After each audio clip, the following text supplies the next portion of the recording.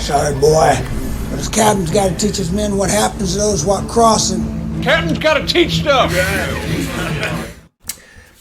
Good afternoon from the Batcave. It is Friday, February 28th, 2022, and we are going to get into this Plato's Timaeus. And before we do that, I'm actually going to walk you through. I'm not going to read the whole thing for you, but I'm going to basically walk you through the whole thing so you understand how radically off the base of the scripture is, and that it is rooted in the original Sumerian Babylonian astrology.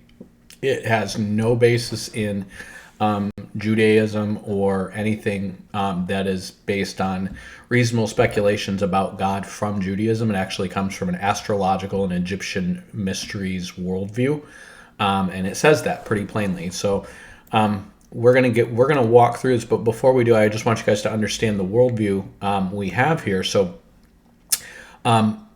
Plato's Timaeus is going to be written towards the end of Plato's life.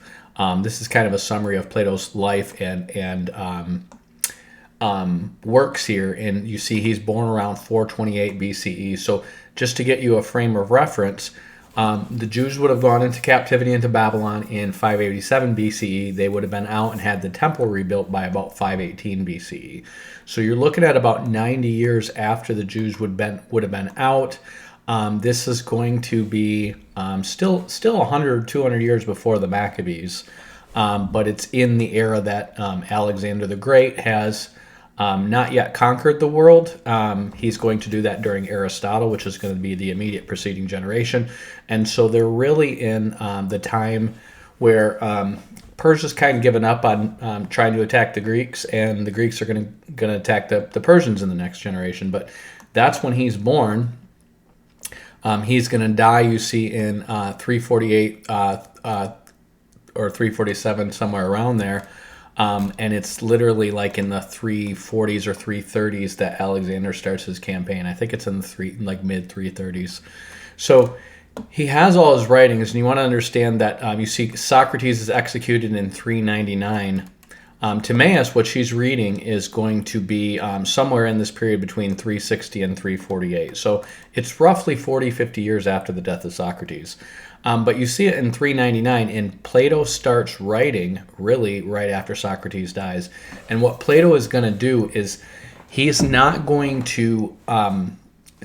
really going to speak about any of the stuff in the first person. What he does, he is really kind of a mystery cultist, and he is going to frame all of the beliefs that he has as if they're coming from Socrates and these other philosophers that he's just listening to. He's just a fly on the wall, and he's writing down what they're saying. And I have a theory on why he did that. I think the reason he's doing that is to protect himself from people claiming that he's trying to overthrow the state and killing him, because that's literally what happened with Socrates, and then also that's why Pythagoras' cult got burned down. At the end of the day, when you have these philosopher cults, what they're trying to come up with is the ideal virtues, the ideal beliefs about God, the ideal beliefs about what is the ideal state, and ultimately they're forming mystery cults and academies. Really think about it like colleges and universities, where rich people are going to send their kids to go to school there, and what they're doing is they have this potential to groom up the people who might have a revolution and overthrow the state. And so the states are going to look at these things with a stink eye and say, hey, what's going on there? What are they teaching there? Are they teaching something that is revolutionary? And could this end up with people trying to overthrow our rule?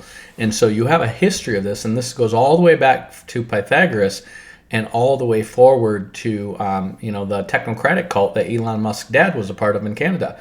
They got outlawed because they were these guys are really trying to come up with their pseudoscientific ideals, and at the end of that is always getting control of the state so that they can roll out their agenda, which they believe is for the betterment or perfecting of humanity. And that's what Pythagoras was doing. That's what Socrates seemed to have been doing.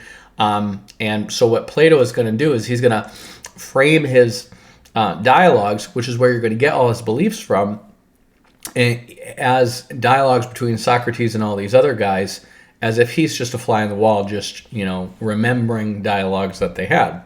He's not necessarily advocating any of this stuff. He's just talking about it.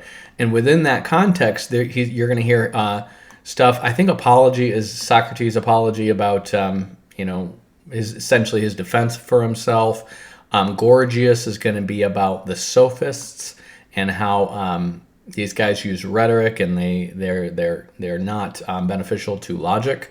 He's going to have stuff like Parmenides, where they kind of he gets introduced to that Pythagorean worldview in there, and the idea that everything is one. Republic is going to be where he first starts to talk about the ideal state. Phaedo is, I believe, where he first starts talking about the soul. I could be mistaken on that. But you see right near at the bottom, you see Timaeus and Laws. And I believe Laws is about, I've actually listened to it before, the whole thing. It's just been a while. I've listened to a lot of these things on what is it called? Like, not Gutenberg, but LibriVox.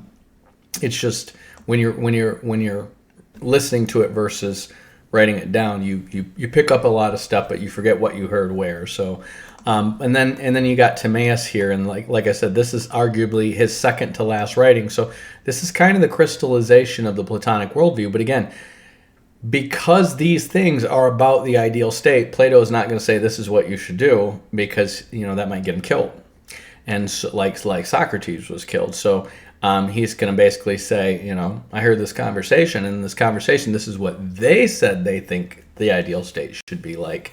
And that way, if people don't like it, well, they can burn the writings or whatever, but they can't say, he's the one who's propagating this. And of course, it's going to be Aristotle, who is his prize pupil, who's going to go on to teach Alexander the Great, who is really going to try to launch his campaign to take over the world as a means of kind of coming towards this. If you read what they're trying to do, they're talking about coming up with this ideal state in the form of a city, and then launching warfare and basically moving their ideals forward through warfare. So you see all the ideas there, and then arguably you could say that the Roman state is the manifestation of Plato's Republic, because Plato is actually towards the later part of his career, he is going to be in southern Italy where the Pythagoreans were, and he's going to interface with Pythagoreans, and arguably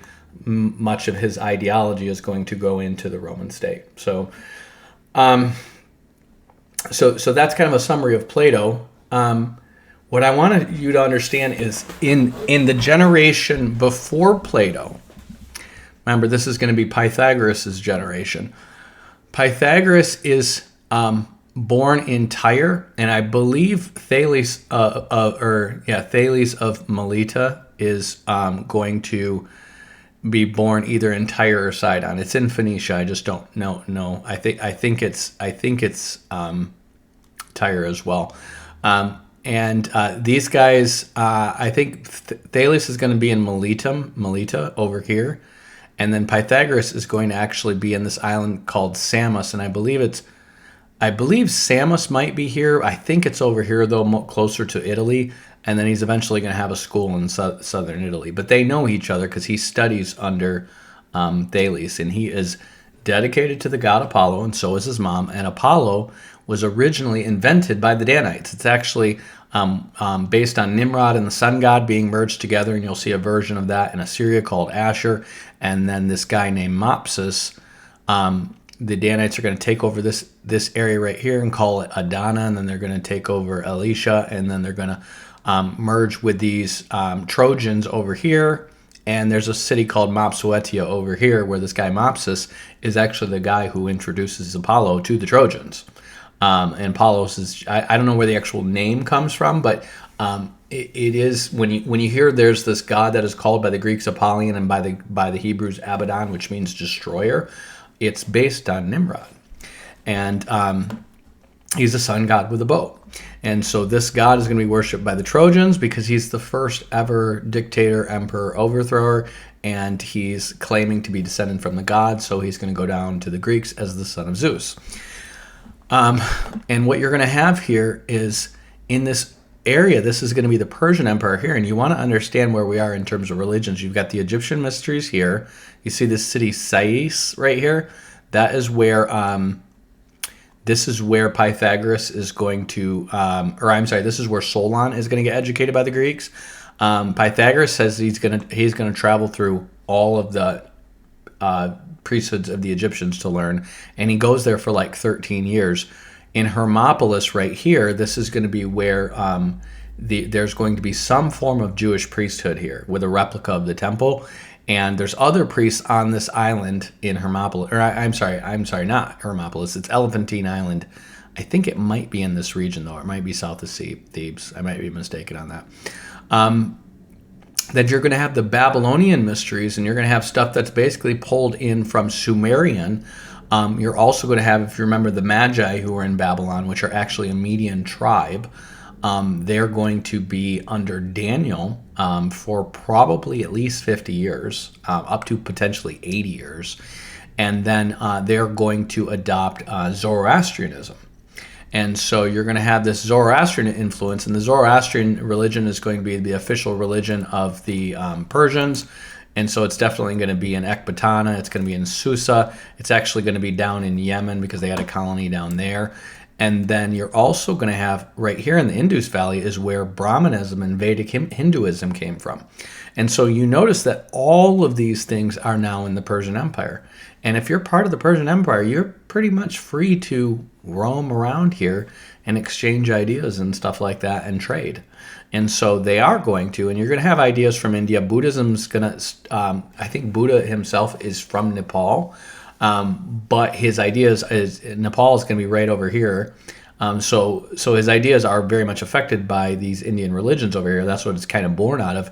And then that's going to get into Tibet and to China and to Japan and stuff like that. So these ideas are going to interface with China as well. And then over here in the East, they're going to basically interface with the Greeks and the Romans. And so what you have here is all these different people's pagan mystery religions here. And the Zoroastrian religion, which would have come from around this Bactrian region right here, is really the first one that is more of a philosophy. It's a religion. It's definitely talking about God and the Holy Spirit and, praying for wisdom and all this stuff. But it is reducing things down to principles and the idea of there being central principles to right and wrong versus what some people might call the divine command theory, or what I just call is just obedience to God. It's right and wrong is based on a faith in God and obedience to God. There's not a principle there. And whenever you try to reduce good to a principle, what you're doing is subjecting God to that principle to say, if God aligns with this principle, then he is good. Well, we're not in a position to judge whether or not God is good. He defines what good is, and thank God he has given us a conscience, and he aligns with the goodness that he has given us in that conscience. So he's not a monster. But he defines what good is. There's no principle that is good that exists apart from who he is. He is the Logos. He is the principle himself, okay? And so that idea is going to spread into Hinduism, and they're going to have all their, they're going to start to get theoretical about what do all the gods mean, and what is cosmology, and what is right and wrong, and what determines whether or not a person goes to heaven or hell, or what happens to them when they die. And they're going to speculate to come up with these ideas. So you have this happening in India for a while. These Vedic Hinduism, I think, starts around the time that Moses comes out of Egypt. Arguably, Zoroastrianism started as early as possibly the 1700s or earlier BC. So this would be around the time the Jews are going into Egypt. And then this way of thinking about things, this Zoroastrian Hindu way of thinking things, is going to be absorbed towards the Medes, who are going to be basically this. It's essentially a priestly tribe of Medes who become like these philosopher wise men. So they weren't always called philosophers. Pythagoras would be the first to call himself that. They would be called sages or mages, which is essentially words for wise men. But the Magi were an actual tribe. That's why mage comes from Magi, and magician, Magian, magus, all these things come from the term magi, which was actually a tribe, but their name became synonymous with a wise man. This is why you always want to understand that when you see these biblical names, you want to look for them etymologically and other things, because sometimes their name becomes synonymous with a thing. It's not necessarily the definition of that morpheme or sound or word by itself. It's just, the Chaldeans their name became synonymous with astrology. Well, the Magi became synonymous with wisdom, essentially. And so among their arts were things having to do with illusions and sleight of hand, and people who practiced those things. It was called magic because of mage. It's essentially the science of, if you will, the tricks of the mage, or the science of what the mage does, the arts of the mage. It became called magic, and from there it became magician. Just like the word wizard literally just means like a wise one, or wiser one, and so he's a wizard. He's wiser than you, so he's a wizard. He's a wizard, right? And so these guys, because they collect all kinds of wisdom, and remember, they're a Median tribe, which means they're probably all over here, but we are mostly familiar with the ones at Babylon because they're in the Daniel story. But they probably come from around here. They're involved all around here, and so they're pulling in these different theories of how to do things here. And what they're going to do is they seem to systematize this Sumerian astral deity religion into a system. And then the Egyptians are going to do something similar, because the Persians are going to come take over the Egyptians. But Pythagoras is going to pull it all together because he's in Egypt studying under these Egyptian mysteries, and probably Judaism too. And then he is going to be part of a captivity to Babylon because the Persians are going to take over Egypt.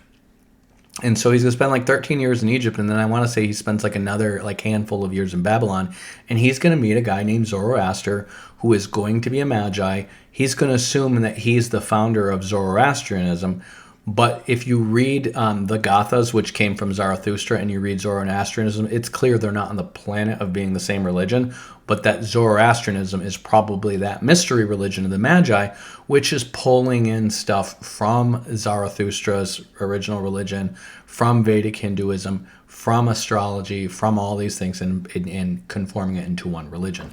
So I actually have a book that is by Zoroaster, and it's in these ancient fragments thing I have here, and that's probably going to be something that we'll go through in a future date. But it is essentially the culmination of all the stuff from the East put into kind of one systematic mystery philosophy or whatever. And so I'm also reading this one, which is Iamblichus, which is basically answers from some kind of Egyptian sage to Porphyry. This is going to be 3rd century AD, and he is compiling this from a combination of Chaldean, Assyrian, and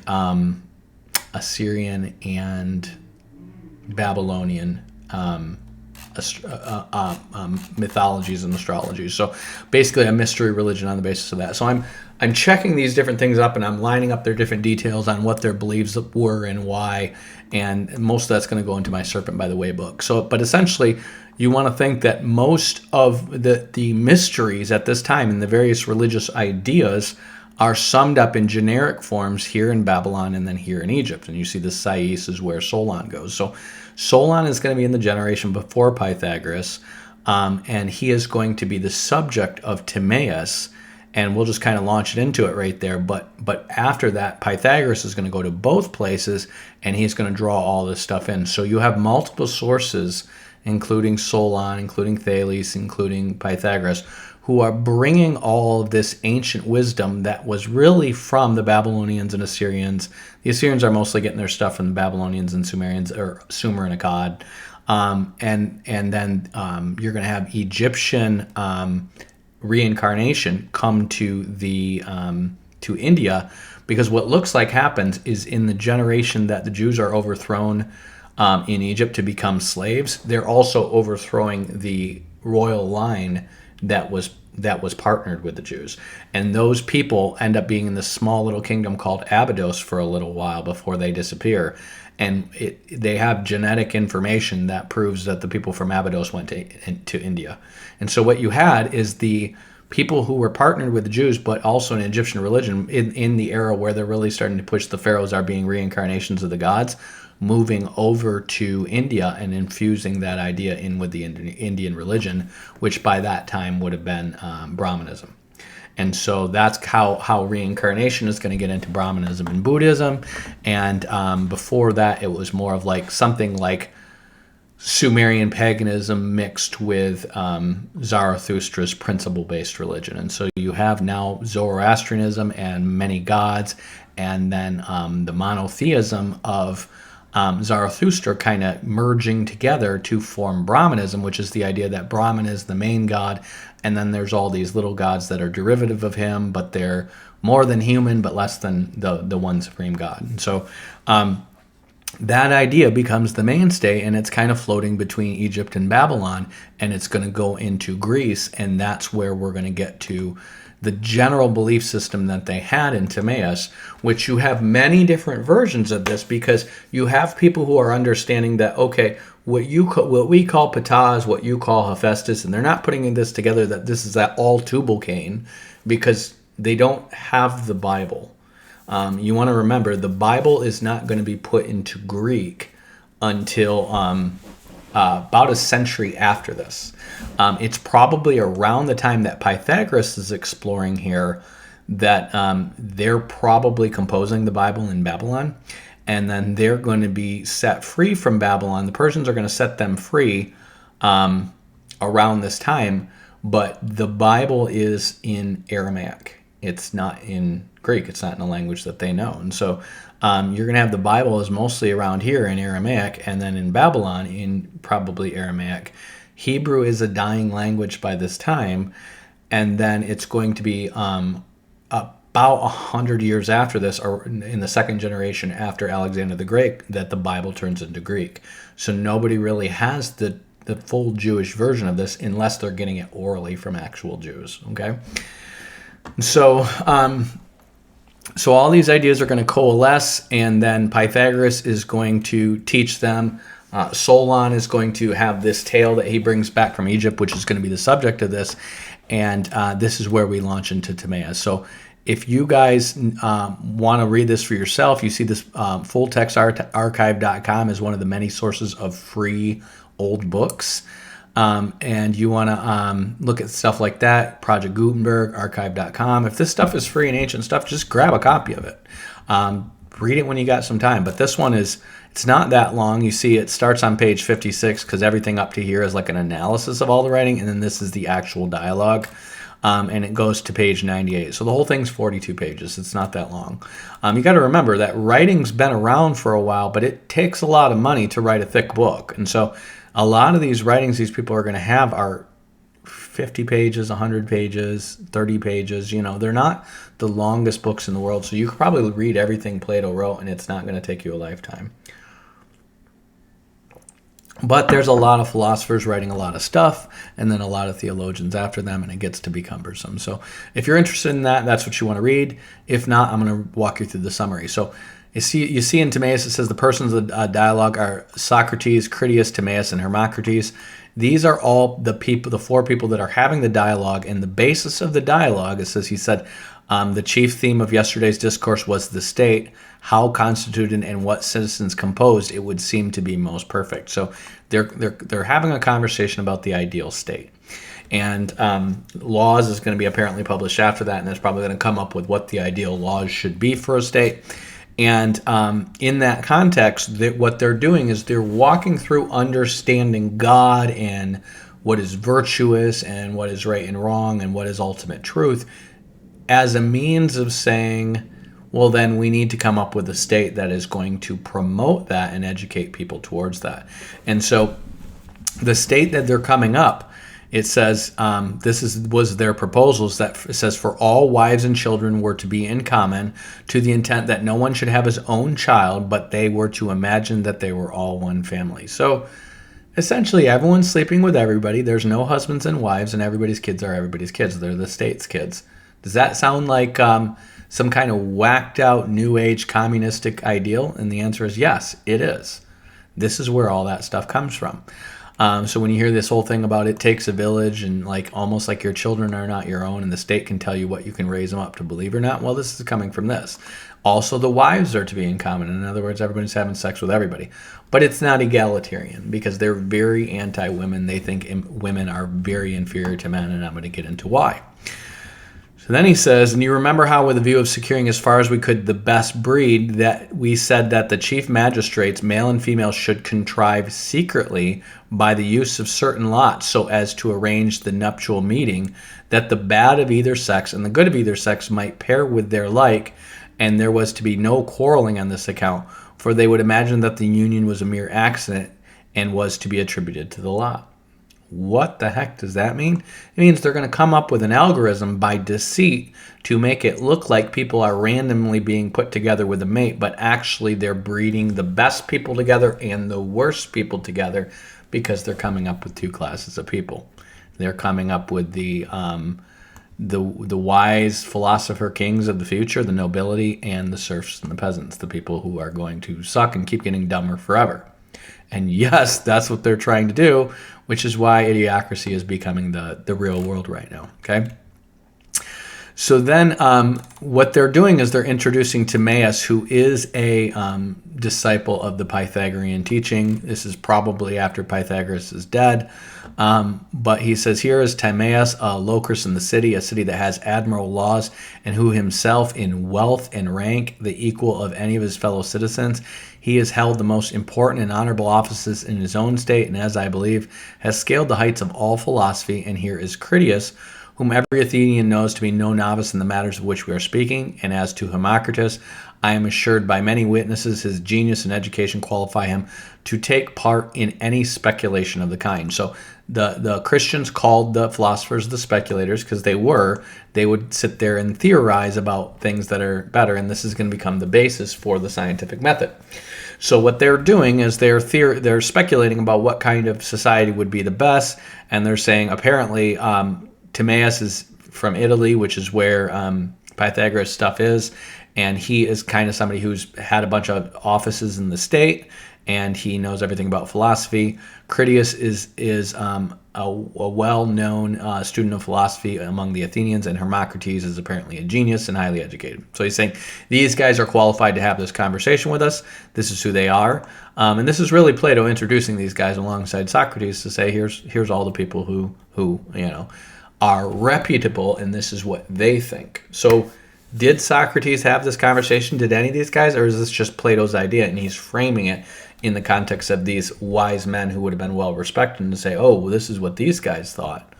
Well, if Elon Musk and Jeff Bezos and Mark Zuckerberg and all these guys got together at the table and they came up with these ideas and they're all smart and rich, well, maybe I should listen. So anyways, it says, Critias says, listen then, Socrates, to a tale, though strange, is certainly true, having been attested by Solon, the wisest of the seven sages. So Critias is going to tell this story that came from the Egyptians via Solon that he heard when he was 10 years old from his grandfather who knew Solon, or maybe his grandfather heard it when he was 10 years old. But essentially, it's this word-of-mouth tale that has come down from Solon, which is going to be a generation and a half before him, down to him, and it says he was a relative and dear friend of my great-grandfather. So this is his great-grandfather, and his great-grandfather told him when he was like 10, and his great-grandfather was like 90. So his great-grandfather was a friend of Solon, and he heard the story from Solon. And he says, okay, well, on the authority of Solon to not be a mere legend, or he says, which Critias declared on the authority of Solon to not be a mere legend, but an actual fact. So what he's saying is that Solon, the wisest of the seven sages, believed this story to be a fact, and so we're going to treat it as if it's factual. And this is what you do. This is a classic logical error called an appeal to authority. Okay. Solon is the wisest of the seven sages, and he thinks this is true, so therefore we're going to hold it as if it's true. They're going to have multiple wrong appeals of authority. And another one that they're going to say is that these people say that they're descended from gods, and our tradition is we don't deny people who are counting their own family history as being true. So that's an appeal to tradition. That's a logical fallacy as well. But again, these guys aren't as smart as history wants you to think they are. They're only revered as smart is because they were some of the first guys to write down this kind of thinking, and the Greeks had a very robust and very detailed and technical language, and they were some of the last people to get language from the Near East, and because of that, they had a lot of time talking about logical ideas and beliefs and stuff like that before they started writing them down. And so what you have here is these classical writings that have the appearance of being very wise, but what you also have among these people is they're rarely citing the sources of where their ideas come from. They're just talking about things, because you want to remember, most of these writings is like 200 years deep into this philosophical tradition. This is why we know so little about what they actually taught and what their sources are. And it's really the post-Socratic people from which we have the most writings. The other guys that were before that, we have very few things. We have very few things of Pythagoras or Solon or these seven sages. But we have a lot of stuff from Plato and Aristotle and these other guys. So they are revered as these great wise men, as if they came up with this stuff, but they're mostly just talking about stuff that they've heard. And if you read what the Bible says about the Athenians, it says they're always just sitting around talking about whatever's new, because they've mastered trade and they've got pretty much rich fields of, grain and fruits and vegetables and fishing and all this stuff going on, plus sea trade, and they're living in luxury. They're doing pretty well. When they're not at war, they're pretty well off. And so they got a lot of rich people just sitting around talking about ideas. So he says, Critias at the time he was telling it, he said was nearly 98 years of age, and I was about 10. So he says the story was from his great-grandfather when he was 90 and he was 10 years old. Then he says, the Egyptian delta, of which was the river Nile divides, there's a city, a district of a certain city called Sais. The great city is called Sais, and from that city, King Amasis came. I don't know who King Amasis is, but that Sais is that city I showed you right here. Alexandria is going to be over here, so this would be inland in Egypt, but it's going to be a pretty prominent city of like temples and mysteries or whatever before Alexandria becomes the main hub.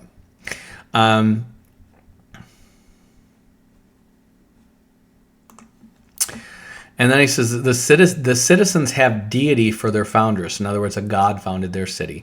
And she is the one the Egyptians called Neith, and it is asserted by them to be the same who the Hellenes, that's another word for the Greeks, call Athena.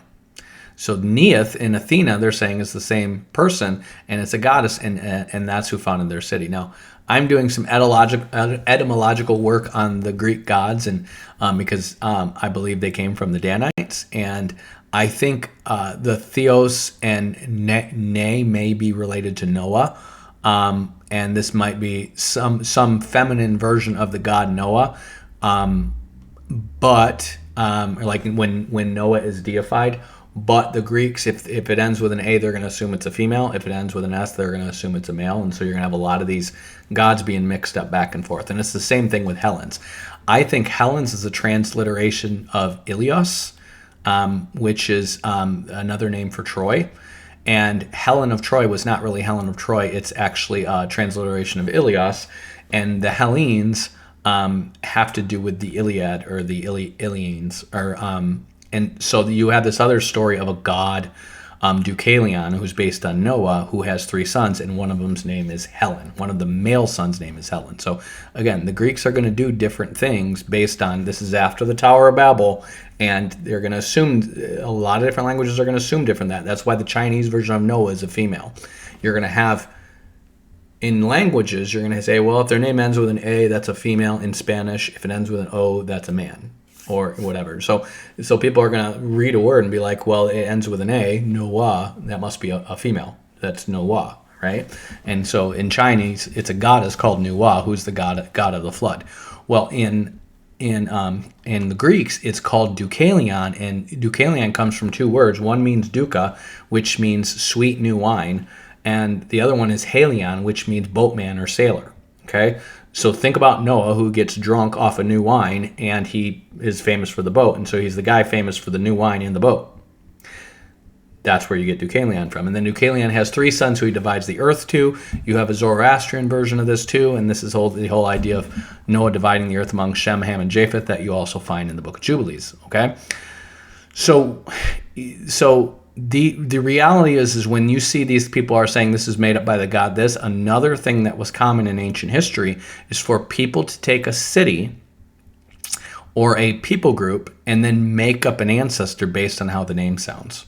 So like the Jews would do this. They would say in the book of, it's either Tobit or Judith, I think it's in Judith, where they would say, oh, the Chaldeans are the son of Kelod.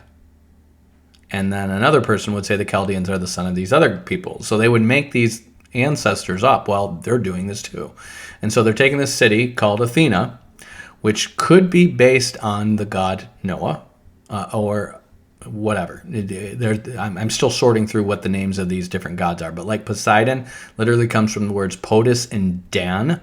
So it literally, and Potus means Lord, Master, or Husband. So it's the Lord of Dan.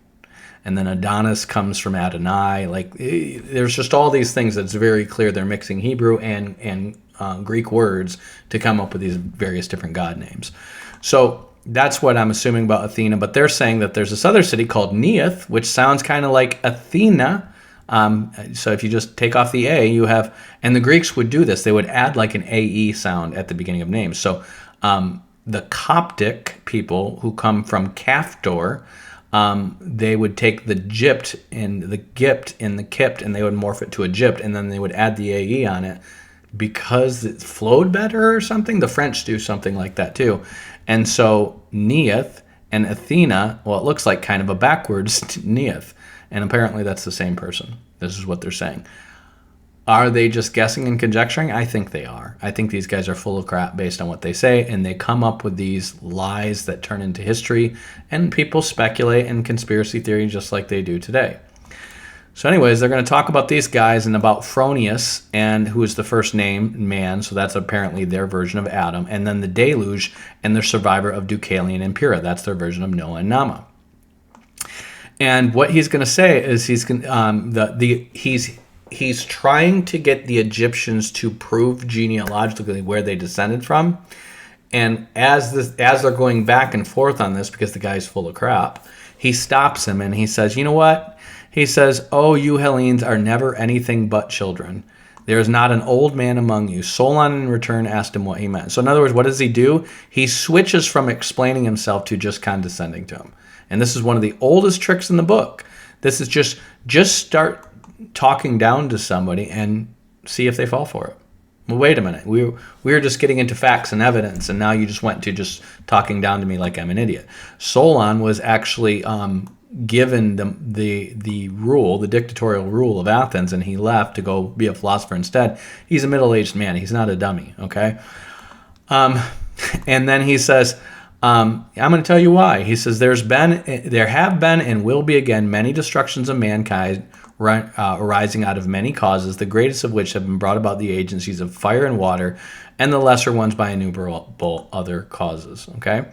What he's about to explain to Solon is that, the flood that you guys believe in, which is also going to be in Manetha about 200 years after this, so we know the Egyptians believed it too, which is also going to be in the Sumerian kings list, so we know the Babylonians believed in it too, and it's also in the Bible. So we have 4 witnesses of one worldwide flood and a guy and his wife who survived the flood in a boat.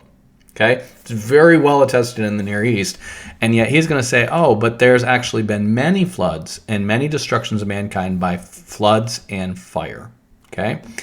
And so what are you doing? Well, what you're doing is you're exposing him to a bunch of stuff that he doesn't know because you're making it up to make him feel inferior in knowledge to you so that he'll believe your BS.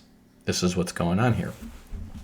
So he says this to Solon, and he says basically that he says, now this is the form of a myth, but really signifies the declination of bodies moving in the heavens around the earth and the great conflagration upon the earth, which recurs after long intervals. In summary, it's the Mayan calendar. It's the whole idea that once the planets all align in a certain way, it causes some kind of cataclysm or destruction of the earth. It just happens periodically. It's not God judging the world for sin.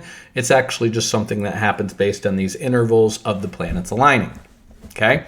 It's not true, but this is what the Babylonians and Egyptians are coming up with to mitigate their sin away and to say, you know what? It wasn't because of sin that the flood happened. It was because of fate. That's just how the planets are aligned. And that's what fatalism, all philosophy is based on astrology, and all philosophy is rooted in fate because fate is the basis for astrology. So when you have fatalistic determinists among your Calvinists, remember, they are Babylonian pagans. That's literally what they're following. So anyways, it says, when on the other hand the gods purged, so they're talking about the earth being destroyed by fire and water, and they're saying when it's destroyed by fire, the Nile saves us from this because we have a river everywhere. He says, when on the other hand the gods purged the earth with a deluge of water, the survivors in your country are herdsmen and shepherds who dwell in the mountains, but those who like you live in the cities are carried by rivers into the sea. Why do you think they're saying that? See, what they're claiming is that the flood is local, but it causes all the people who in their civilizations on the riverbeds to be destroyed. But the herdsmen and shepherds survived this thing. Why do you think they're saying this? Why do you think the Egyptians might be saying this? Remember who the Egyptians despise. They despise shepherds. In fact, one of the things they teach Pythagoras is never sacrifice a sheep to the gods because it's dirty. Okay? Why? It's because who do you think is carrying the story of Noah's flood to the Egyptians when they're trying to get away from it and get into their cults? It's the shepherds and herdsmen from Israel.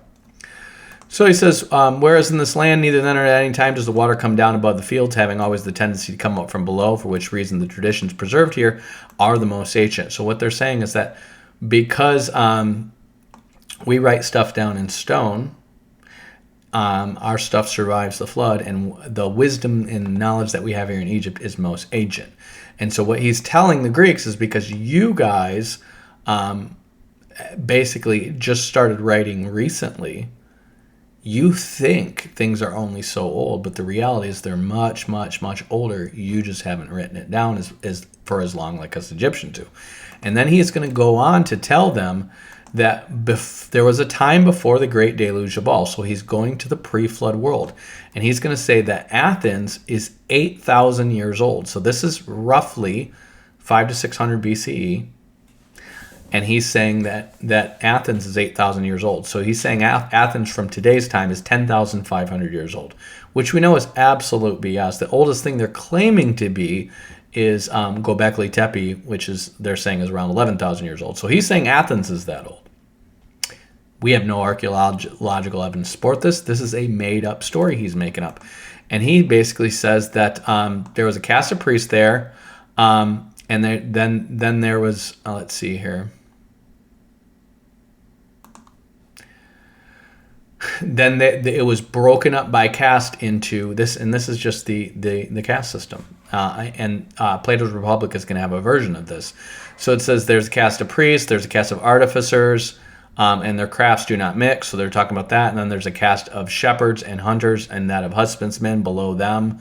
But the people who are at the top are descended from gods.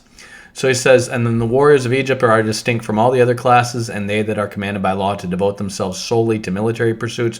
Moreover, the weapons which they carry are shields and spears, the style of equipment which the goddess taught the Asiatics first to us, and in your part the world first to you. So what are they saying? They're saying the ancient world before the flood was divided into a caste system based on trade, priests, shepherds, and hunters, and husbandmen. Okay? Now, I'm going to break this down for you. The priests are the Enzis from Enoch and Enosh, and the Ensis of the cities. Enki, the high priest of the world, that's the priest.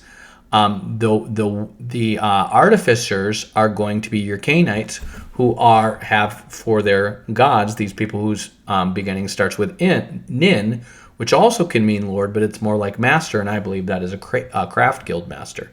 And so that's why you'll hear all their gods are a god of this trade, a god of this trade. And this is where the idea of craft guild gods come from. Then they have shepherds and hunters. Now, you didn't have hunters before the flood, but you had shepherds and husbandmen. And these are, if you remember, the sons of Jabal were herdsmen who dwelt in tents. So as these people are mostly an agricultural civilization, you had a caste of herdsmen who would wander around the outside edge of the civilization, and as they grazed on the grasses and their sheep pooped in the fields, eventually those fields would be fertilized to become the next field as the civilization expanded. So they're a separate caste. And then you have the warrior caste. Well, the warrior caste are the descendants of Tubal-Cain, who started making swords and shields and all that. So they're literally describing the pre-flood world, and you're wondering, well, where are they getting this information from? And the answer is the Sumerian cuneiform tablets. These things have been around for a long time. Both the Sumerians and the Egyptians have archaeology. They've been intermixing with the Babylonians and stuff for 100 years at least by the time they got there. So they're getting this information from the cuneiform, which the Jews and the Egyptians and the Magi and all these different priesthoods are sharing with each other. And remember, Assyria at one point controlled Babylon and parts of Egypt, and Babylon at one point controlled Assyria and parts of Egypt, and then Persia controls all of it. So they're mixing all these ideas together, and they're coming up with the same a version of the same theories that I'm coming up with for my Serpent by the Way book. They just have less good information because they don't have as much archaeology as I have now. So then it says, after that, there was this power that came from the Atlantic Ocean, and it said, for in those days the Atlantic was navigable. So for some reason, they're not trying to cross the Atlantic. They're scared of it. And they tell you why. They said there's this island that was bigger than Libya and Asia put together. And Libya, to an ancient Greek or Egyptian, Libya is the whole continent of Africa. Asia is the whole Middle East. Okay? So if you think about a continent that's the size of Africa and the Middle East, what is that? That's North and South America. And they're saying there was an island that big that was across the Atlantic, and it was navigable. And so in other words, it was divided away because that division happened with the flood when the earth was split open.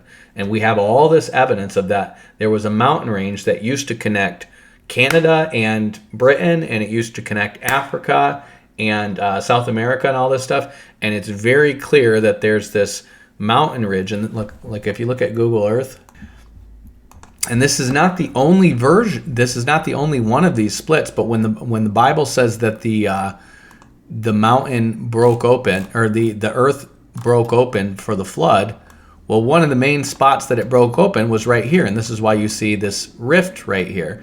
This rift, and people are like, oh, those are just plates going back and forth and coming together. And it's like, yeah, but why? Why are they breaking apart and coming together? That doesn't seem to just happen. It doesn't make sense to just happen. Well, if you understand that the core of the earth is made of metal, and metal expands and contracts as it heats up, and for some reason we have this gravitationally made electromagnetic thing going on that is creating an electromagnetic force field in the earth, well, common sense is God probably can control that. And if you can do that, well, you can make the metal heat up and move faster and stuff like that, and that is going to cause an expansion.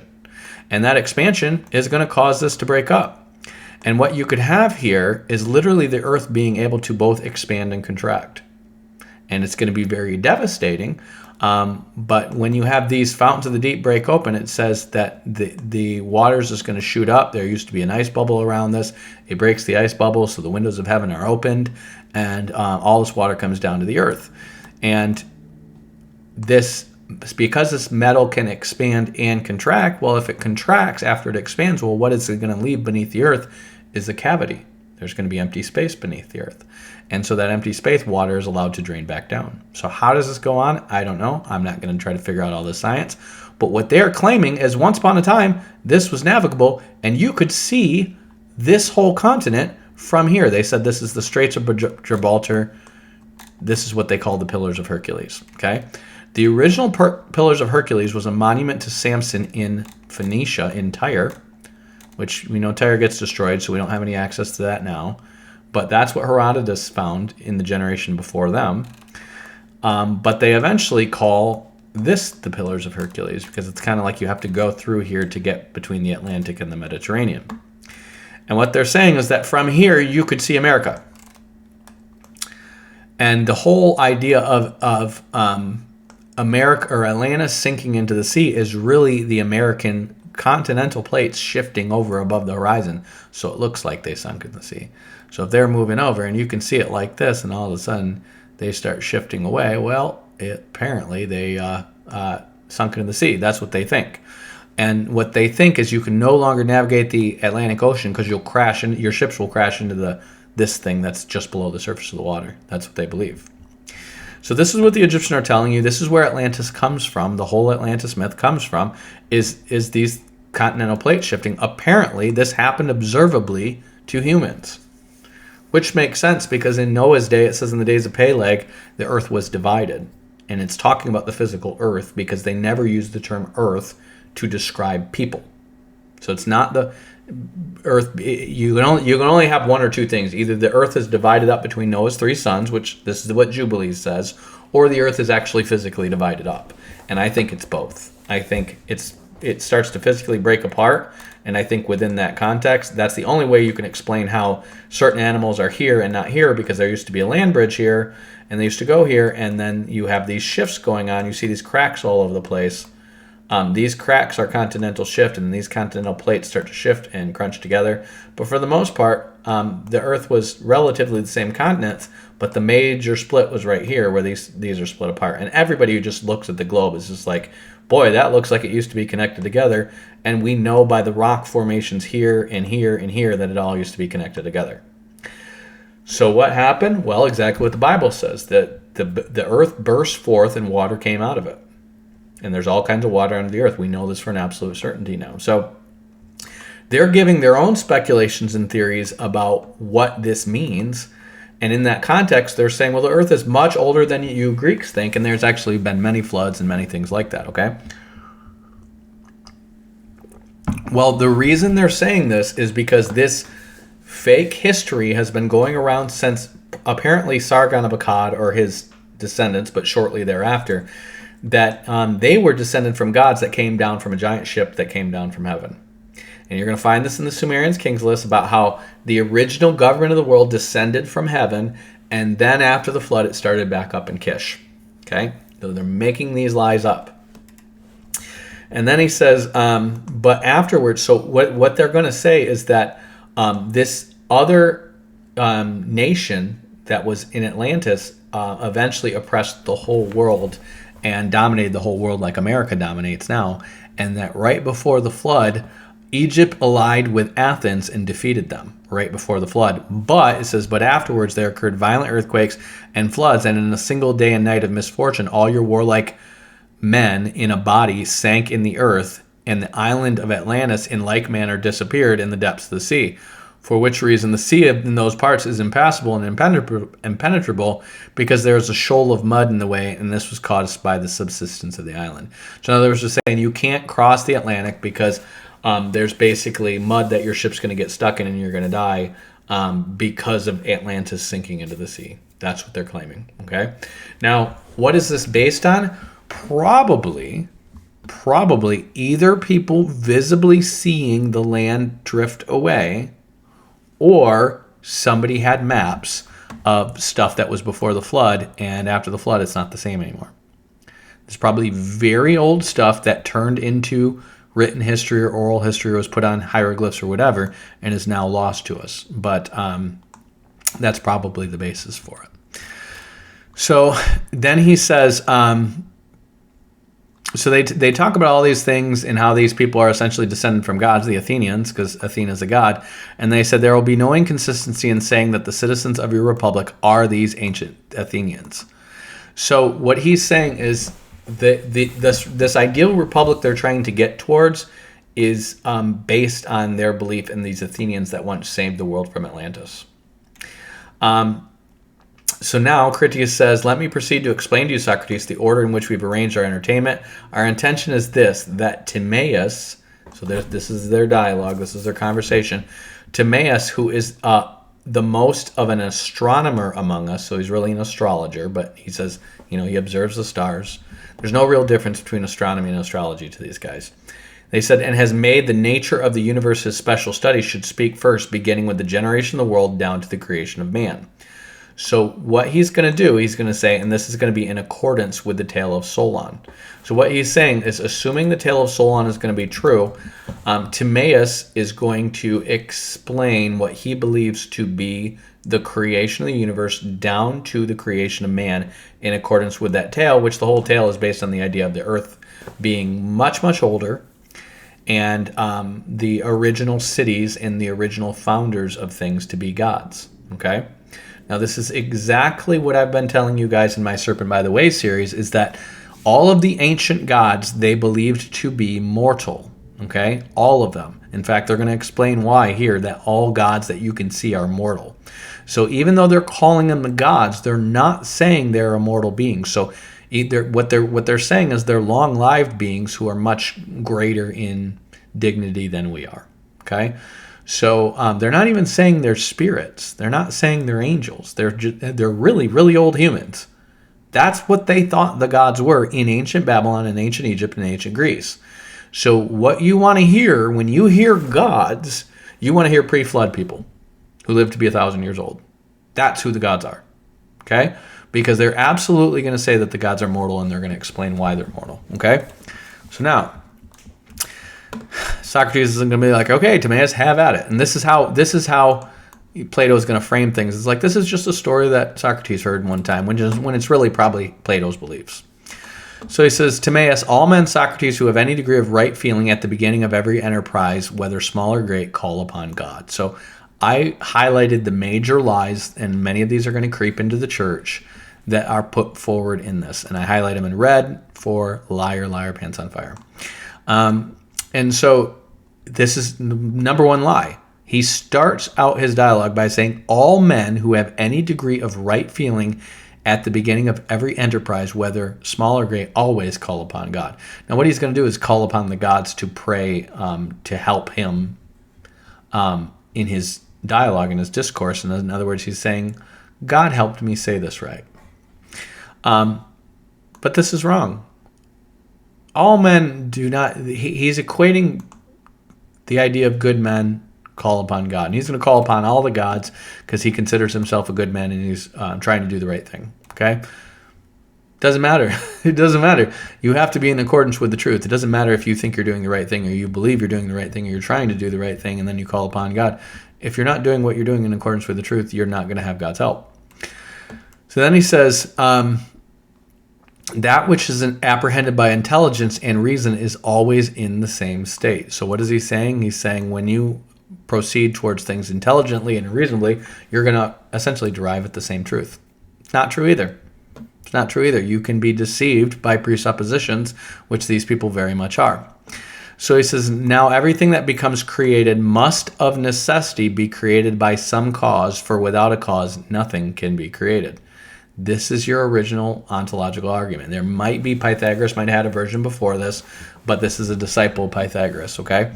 Nothing can be created without a creator. There you go. There must be a God. And then he says, the work of this creator, whenever he looks to the unchangeable and fashions the form of nature of his work after an unchangeable pattern, must necessarily be made fair and perfect. But when he looks to the created only and uses a created pattern, it is not fair or perfect. And what is he saying? He's saying when something is made on the basis of an ideal, unchangeable, invisible thing, it is perfect. But if it's made on the basis of a pattern of something else, it is by nature imperfect. Well, Jesus is the imprint of the visible image of God, and he's not imperfect, so I don't think that's true. But then he says, but the Father and Maker of all the universe is past finding out, and even if we found him, to tell of him to all men would be impossible, okay? Why is he saying this? Because what he is going to put forward is that the ideal universe, which is Plato's realm of forms, is God as much as you can describe God, okay? And that the real God, the original God, is really inexplicable. And these dumb ideas are going to get into seminaries, and this is why they're going to say, oh, all these things where God describes his feelings and emotions and his person are just anthropomorphisms because God doesn't really have any of that. Okay? But he does. See, God does have ears and hands and feet and stuff like that, because he's described in the book of Revelation as a man sitting on the throne looking like Santa Claus. So he does have ears and hands and feet. You say, well, God is spirit. He can't. Well, we don't. You're taking spiritual things which are invisible, and you're saying, well, they can't be like the visible. And God is saying that no. Christ is the visible image of the invisible God. So God does have hands and feet. Even when he appears from an angelic form, he has hands and feet. He has all these things. He has all these attributes. He has all the feelings. He's just invisible, and that's fine. We don't need to conjecture that stuff down. But your theologians who are saying those are just anthropomorphisms are believing this instead: that the true God is past finding out, and to him of all men, even if they were to find him, to tell of him to all men would be impossible. This is what your theologians believe. You can't really describe God. He's too beyond us. And it's like, no. He can describe himself to us. And we can take his words at face value and say, yeah, he's literally saying what he means. He's saying, I get mad when you do that. That's what God's like. And we don't need to say, no, God is really beyond anything we can understand. So he can't really mean he gets mad when he gets mad. But this is what they're based on. Your systematic theologians in Christendom are basing their beliefs on these ideas as if what these Greeks say is true. And we're like, no. God showed up on Mount Sinai and he looked like this. And when his feet touched this, it did this. Yeah, he had actual feet. Okay? So we don't need to deny these things that God's saying. So then he says, and there's still a question to be asked about him, which of the patterns had an artificer in view when he made the world, the pattern of the unchangeable, or that which is created? If the world be indeed fair and the artificer good, it is manifest that he must have looked to that which is eternal. But if what cannot be said without blasphemy is true, then to the created pattern. So what is he saying? He's saying the universe we see, if it was based on what is eternal, it would be perfect. But because it's based on a pattern of something eternal, this is why it's corrupt. So he's removing sin from the equation, and he's saying that the reason that this earth is corrupt is because of it's based on a pattern of the ideal. So it's like you punching your fist in the sand, eventually it's going to fade away. And so he says, everyone who will see that he must have looked into the eternal, for the world is the fairest of creations, for he is the best of causes. So what is he saying? He's saying the ideal realm of forms is basically the idea of what God is like, which is explicable. And the universe is the visible image of that explicable ideal realm of forms. But they're all gods. They're all God. So one is it's almost like one is God and he's ineffable and he's beyond anything. You can't even describe him. One is God being described and one is God being seen. But because the scene is based on the ideal, which is the projection of God, it is thus a pattern, and therefore it is imperfect and dissolving. And he's saying, so now it is all important that the beginning of anything should be according to nature. Now this is what he's saying now too. Now it is all important that the beginning of everything should be according to nature. Well, according to nature literally means according to the design of its creator. That's what nature means. Physis. It means the design of its creator. And he's saying it is all important that the beginning of everything should be according to nature. Well, the problem is the beginning of everything is God. He is the beginning and he is the end. So he is not according to nature. Okay, because he wasn't designed by anybody. Okay, Jesus has a natural body because he puts on a natural body, but the Father doesn't have a nature because he wasn't created by anybody to be a certain way. That's what nature means. It means it's Creator's design. So then he says, as being is to becoming, so is truth to belief. I don't know if I have necessarily a problem with that. That's just a saying they have. Then we're going to get into another lie here. He says, let me tell you why the Creator made this world of generation. In other words, this world was born. Okay? He said he was good, and that good can never have any jealousy of anything. Well, wait a minute. God is the jealous God, so yes, he can. And being free from jealousy, he designed that all things should be like him, as much like himself as they could be. See, you're already starting out with false notions of God, and he's saying, therefore, being free from jealousy, he desired that all things should be as much like him as they can be. Then he says, this is the true essential of the origin of the creation of the world, and we shall do well in believing the testimony of wise men. God desired that all things should be good and nothing bad so far as this was attainable. Wherefore, also finding the whole visible sphere not at rest, but moving in an irregular and disorderly fashion, out of disorder he brought order, considering that this was the best way, in every way better than the other. So what is he saying? He's saying that the universe pre-existed, but it was just chaotic, and God made it orderly. That's what his claim is. So he's actually treating it as if matter pre-existed the universe. And God is making the universe out of stuff that pre-existed but was just chaotic. Well, where did this stuff come from? See, this is where this idea is messed up. It doesn't make God the OG. It makes some form of the universe. Even if it's an ideal form of the universe, it makes it out as if like God is a creature within a space with matter already present, and he is making the universe out of matter to reflect his person. It's a lower form of God, but remember, he is building off of Parmenides' idea that the universe is everything that is. And so he's putting God within the universe, but he's not just saying it outright. So then he said, now the deeds that of the best can never be or have been other than the fairest, and the Creator reflecting on things that which are by nature visible, found that no unintelligent creature taken as a whole was fairer than the intelligent taken as a whole, and that intelligence could not be present in anything that was devoid of soul. So in other words, the universe has to have a soul. For by which reason, when he was framing the universe, he put intelligence in the soul, and a soul in a body, that he might be the creator of a work which is by nature fairest and best. Wherefore, using the language of probability, we may say that the world became a living creature, truly endowed with soul and intelligence by the providence of God. So when he's saying the world, it is not always clear whether he's talking about the earth or the universe. I believe he's talking about the earth. I believe he's talking about the earth as if it is the body of God. And then it has an intelligent soul. And then he says, for deity, now I'm just going to skip to different things I'm highlighting because this is just going to summarize it. It says, for deity, intending to make this world like the fairest and most perfect of intelligible beings, framed one visible animal comprehending within himself all other animals of a kindred nature. This idea comes straight out of Zoroastrianism. And what this is, in Zoroastrianism, you have this bull god called, it's called like Godavestra or something like that. Let's see here.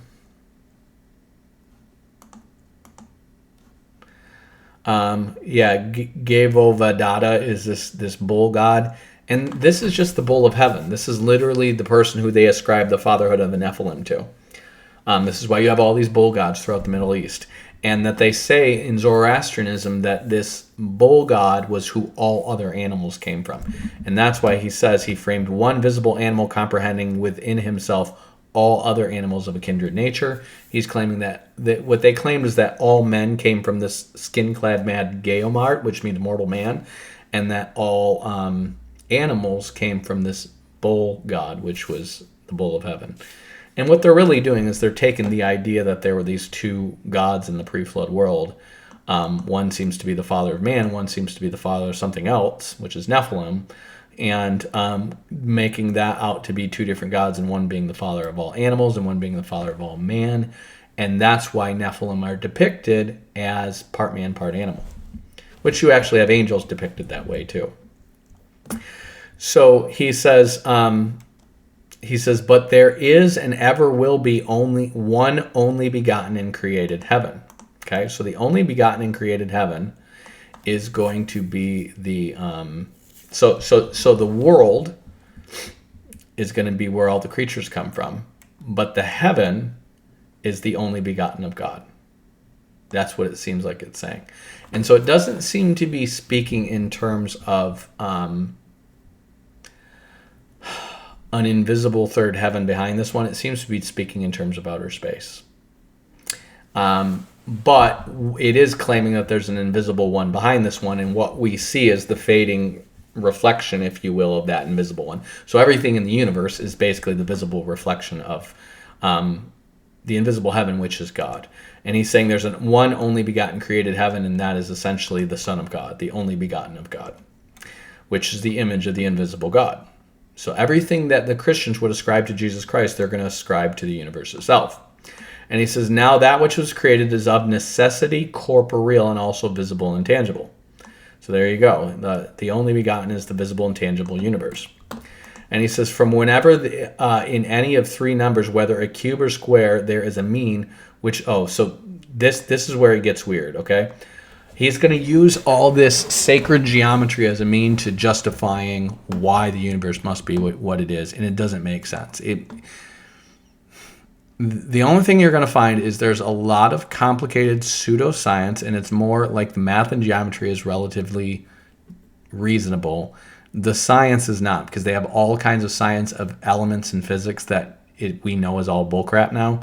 But back then, this was considered the science. And so he's saying, and nothing is visible without which is no fire, or tangible which has no solidity, or nothing solid without the earth. Wherefore God in the beginning of the creation made a body of the universe consist of fire and earth. But the two things cannot be rightly put together without a third. There must be some bond of union between them.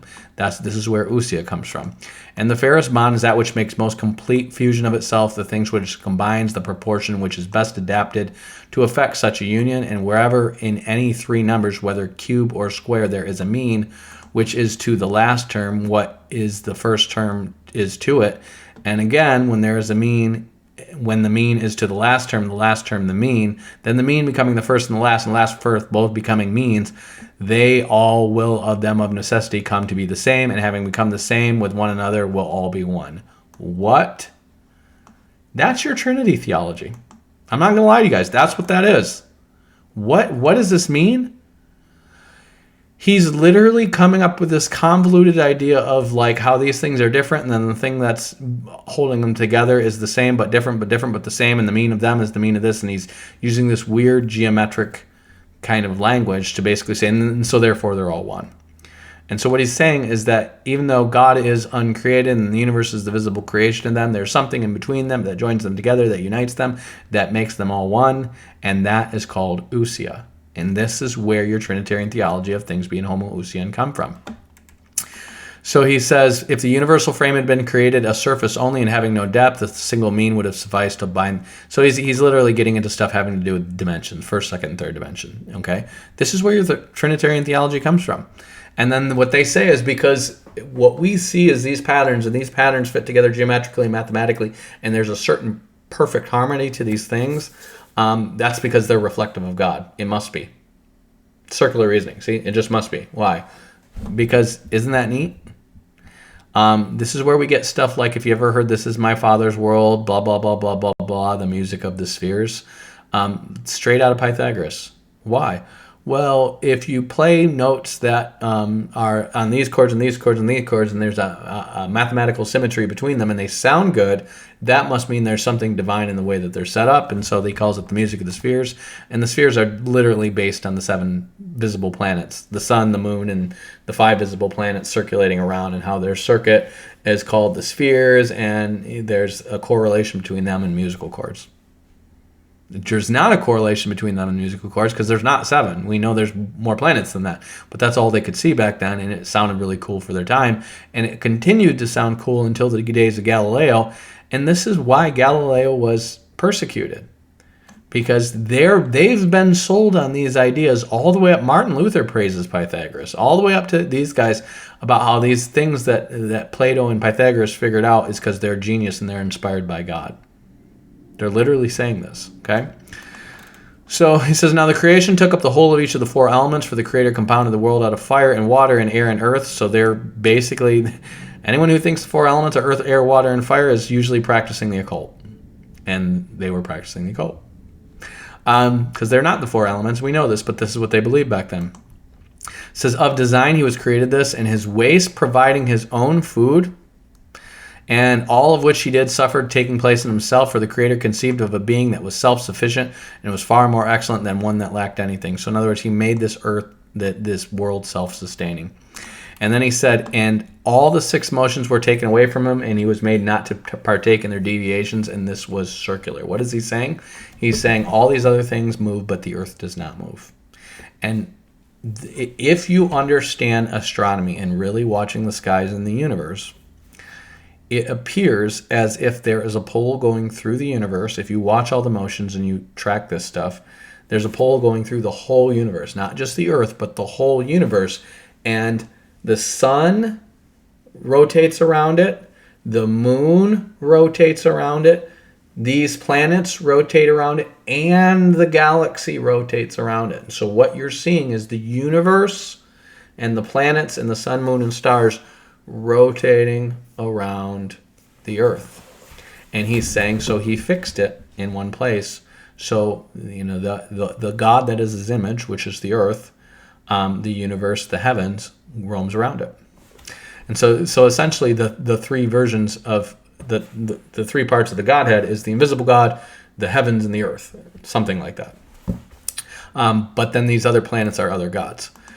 And so he says, in the center point he put the soul, in which he diffused through the body, making it also to be the exterior environment of it, and he made the universe a circle, moving in a circle, one in solitary. Yet by reason of its excellence, able to converse with itself and needing no other friendship or acquaintance, having these purposes in view, he created the world a blessed God.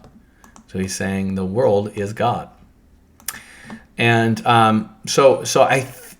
it's hard to really tell if world is earth or the universe. It seems like, because he's using the word world and universe. So it seems like the universe is moving around the circle and the thing that's standing still is the earth. So it seems like he's saying the earth is God. And he goes through this really crazy mathematical formula of how he got the earth, why he made it the way he did. But he says, out of the indivisible and unchangeable, and also out of that which is divisible and has to do with material bodies, he compounded a third and intermediate kind of essence, that is ousia, partaking of the nature of the same and the other, and the compound he placed according in the mean between the indivisible and the visible and the material. So what is he saying? He's saying, in between the invisible realm of forms, which is God, and the visible and divisible earth. In other words, you can take things on the earth and break it apart, but you can't do that. You can't corrupt or break anything in heaven. He's saying he puts this glue kind of in between them that bonds them the two and makes the two one. And in that, the 3 become one. This is where your Trinitarian theology comes from. And that stuff that makes them one is ousia. That's what they have in common. They are homoousion. Okay? This is where all your Nicene Trinitarian theology comes from. And then he gets into this, and I actually read this, and I reconciled it in my brain, and it's crazy and it's stupid, but here's what it is in a nutshell. All this mathematical stuff, what he's doing is he's looking at the math related to the number of planets. And he is then looking at these would be called sacred geometry, and how this number divides into this number, and this number is over this number, and all these, this is where you'll get things like the golden ratio and stuff like that from. And it's just amazing, and you have these things and blah, blah, blah, and this is how they match. And I don't know if this has to do with the actual rate at which these planets go around the sun or just the number of them. I think it's just the number of them, and then just this geometrical coincidences that they came up with after that. And they claim that these all are somehow representing divine things having to do with God's divine nature. It doesn't make any sense. It's just mathematical coincidences wrapped in circular reasoning, wrapped in stuff that you're making up out of thin air. But to somebody who doesn't know a lot of math and doesn't take the time to process all this, and imagine you're hearing this verbally, you're like, wow, you're way smarter than me, so I guess I'll just take your word for it. That's literally what's going on here. But the actual number of the things that they are coming up with, and they're talking about, and it says that these things, he said, but the inner motion he divided into 6 places and made 7 unequal circles, having their intervals of ratios of 2 and 3 and 3 in each, and bade the orbits proceed with a direction of opposite. One is the 3, Sun, Mercury, Venus, he made to move with equal swiftness, and the remaining 4, Moon, Saturn, Mars, and Jupiter to move with unequal swiftness to the 3 and to the other, but in due proportion. Probably because the Earth is seeing the Sun, Moon, and Venus kind of all rising and setting around the same time. That would be my guess. And Venus, another name for Venus is Lucifer, or the morning star. But they're all closer to the Earth than the Sun, and probably as the Earth turns, they see them all appear and disappear around the same rate. That would be my guess. But then the things outside the Earth, and of course the Moon, and then the outer planets that are visible seem to move at a different rate because they have bigger orbits, and it's just different. So he says the body of heaven is visible, but the soul is invisible and partakes of reason and harmony, and being made the very best of intellectual and everlasting natures is the best of things created. What he is basically saying is that I'm gonna botch this, but essentially all these things in the invisible realm don't move. They're just perfect, and they just are the way they are, and the ratios of how they are is the reflection of their perfection. But here they move around, so you can see the ratios, but they move so that you can know that this is not the real thing, because the real thing doesn't move. The perfect thing doesn't move. And then he is basically saying, and it's all governed by an intellect, a divine universal intellect that is making these things move the way they are. And that's going to be the nous, the divine mind, the nous. And so he says, but when reason is concerned with the rational, and the circle of the same is moving smoothly, declares it that intelligence and knowledge are necessarily perfected. And if anyone affirms that in which these two are found to be neither than the soul, he will say the very opposite of the truth. What is he saying? He's saying anybody who is truthful will declare that the reason that these things move the way they do is because the universe is intelligent and has a soul. Not because God ordered it up and created the primal forces of laws and physics and strong force and weak force and gravity and electromagnetism, but because the earth itself is a god. The universe itself is a god. That's why. So he says, when the Father and Creator saw the creature that he's made moving and living, the created image of the eternal gods, he rejoiced, and in his joy determined to make a copy still more like the original, and as this was the eternal, he sought to make the universe eternal so far as it might be. So what is he saying? He first created the land of forms, which is the perfect version, and then this is the copy. We're living in the copy. And he says, the nature of the ideal being was everlasting. So the ideal being has a nature because it's created, but the ideal being is not God. The ideal being is the only begotten of God. Because God himself is ineffable and unknowable, but the ideal being, which is basically what we would call the third heaven, is God. And it's everlasting, but to bestow this attribute in its fullness upon a creature was impossible. In other words, any creature cannot be everlasting. This is only begotten. This is different. This is created. That's different. So he's saying that it's an eternal God. So this is in a time before time. God created it, apparently. And then so he said, wherefore he resolved to have a moving image of eternity. Remember, this one's not moving. A moving image of eternity. And when he set in order the heaven, he made the image eternal, but moving according to number, where eternity itself rests in unity. And that image we call time. So what we're seeing is things moving, clocks within clocks within clocks, is time, or space-time, as you might want to call it. And those are basically images of a version that doesn't move, which is eternity, or heaven. And he says, for there were no days and nights and months and years before heaven was created, but when he constructed the heaven, he made them so, and thus are all parts of time. The past and future are created species of time, which will we unconsciously but wrongly transfer to the eternal ousia, or essence, for which we say he was and is and will be, but the truth is that is alone is properly attributed to him. So, well, wait a minute. You say you can only properly attribute to God is. Well, Jesus says he was and is to come.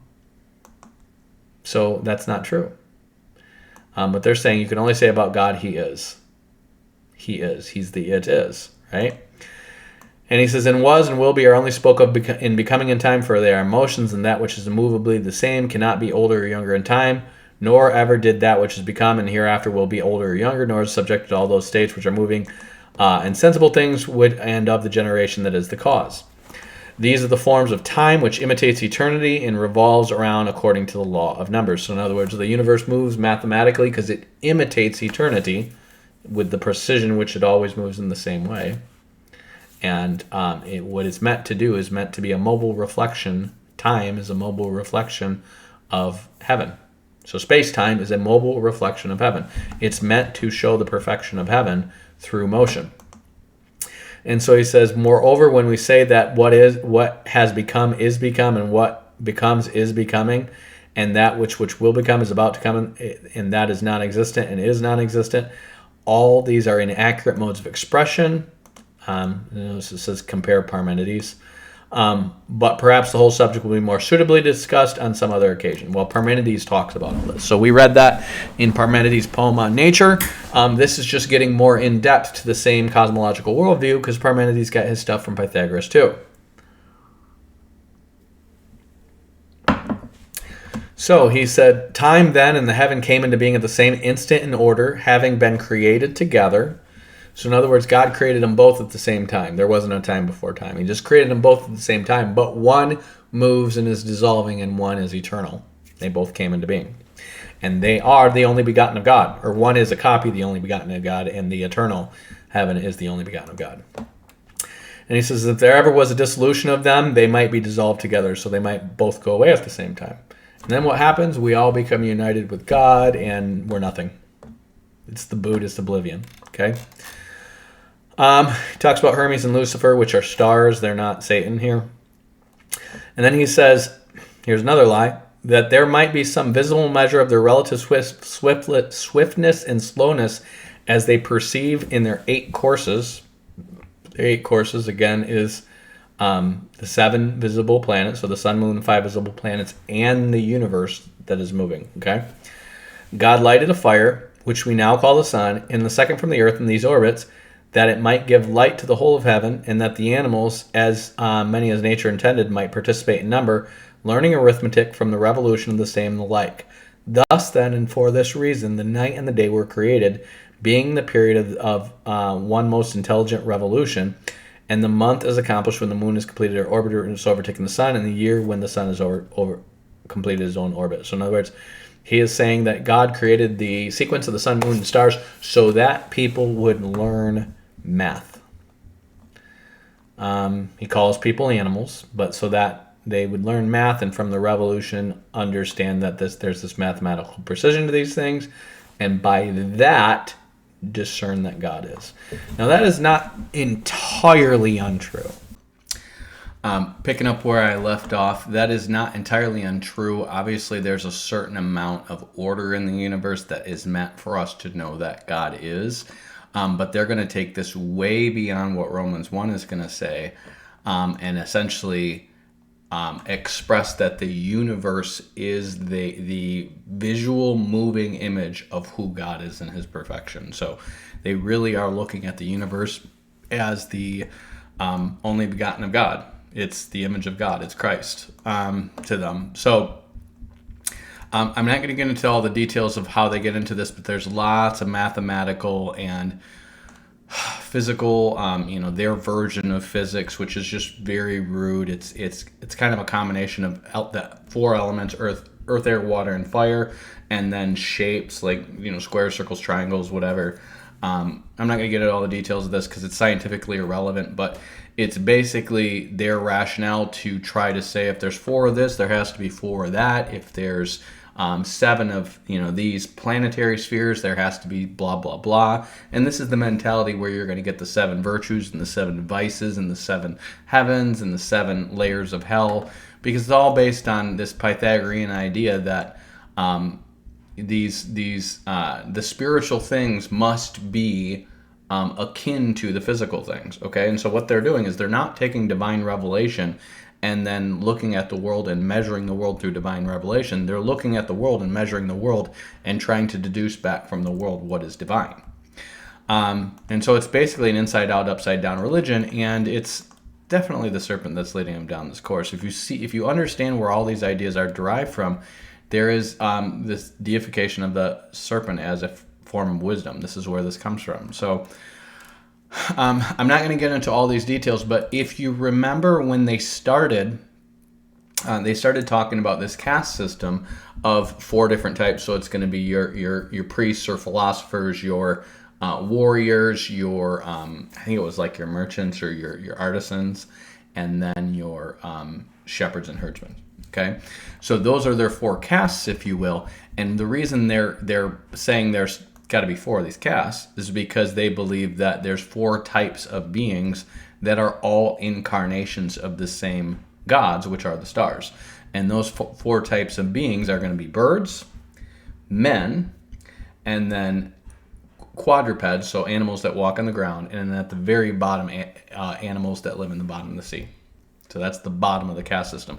And these caste systems of reincarnation also have this division between them. So they're going to divide men and women. A woman is a degraded or lower form of man. That's what they're going to say. So again, they're just trying to match up the numerical schema with what they believe to be the 4 elements, which is absurd because there's not earth, air, water, and fire as 4 elements, as we know. So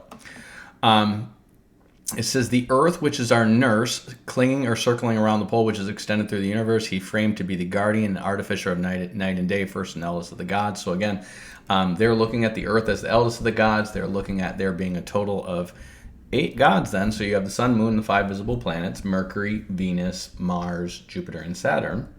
So the 7 plus the earth is 8. Now, where do they get 8 original gods from? Here's your hint. They're deriving their stuff from the Egyptians. Who are the 8 original gods of the Egyptians? Noah and the 7 who were with him who got off the ark. Those were their 8 original gods. And the Greeks have known this for years because Herodotus has gone throughout the Near East in Egypt and inquired about their gods, and he said the oldest version of the gods is the 8 original gods of Egypt, which is, again, we've looked at that. That's new down to the 3 other guys in Ammon, which are Noah and Ham. Okay? So again, they're literally taking these coincidences. Oh, there's 8 visible planets and there's 8 original gods so therefore the gods must be the planets. When in reality, we know there's more planets than that. We know there's more elements than that. We also know that the 8 people are Noah's Ark. So even if you were asserting these mathematical coincidences as a reveal on this stuff being so coincidental it must be from God, their numbers are wrong because they're going on their limited scientific understanding. So this is why you never base anything about the divine on what we learn empirically through science, because science is a constant process of finding out, oh, you were wrong, it turns out it's more like this, and we get more and more information, and we just keep finding out we were wrong. So isn't that the dumbest possible way to find out what God's like?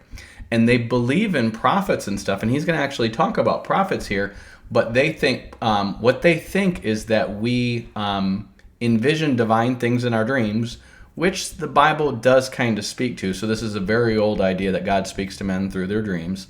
But what they say is that basically it's the liver that causes us to do it, and that's where divination is. And prophets are just interpreters of dreams. So they don't believe in prophets being inspired in their right mind to prophecy. They believe it happening in a state of foolishness or stupor, which is when you're sleeping or inebriated. And that's why they would use sorcery and drugs to get high.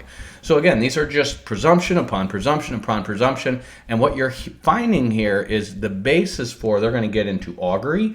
They're going to get into divination through dreams. They're going to get into sorcery.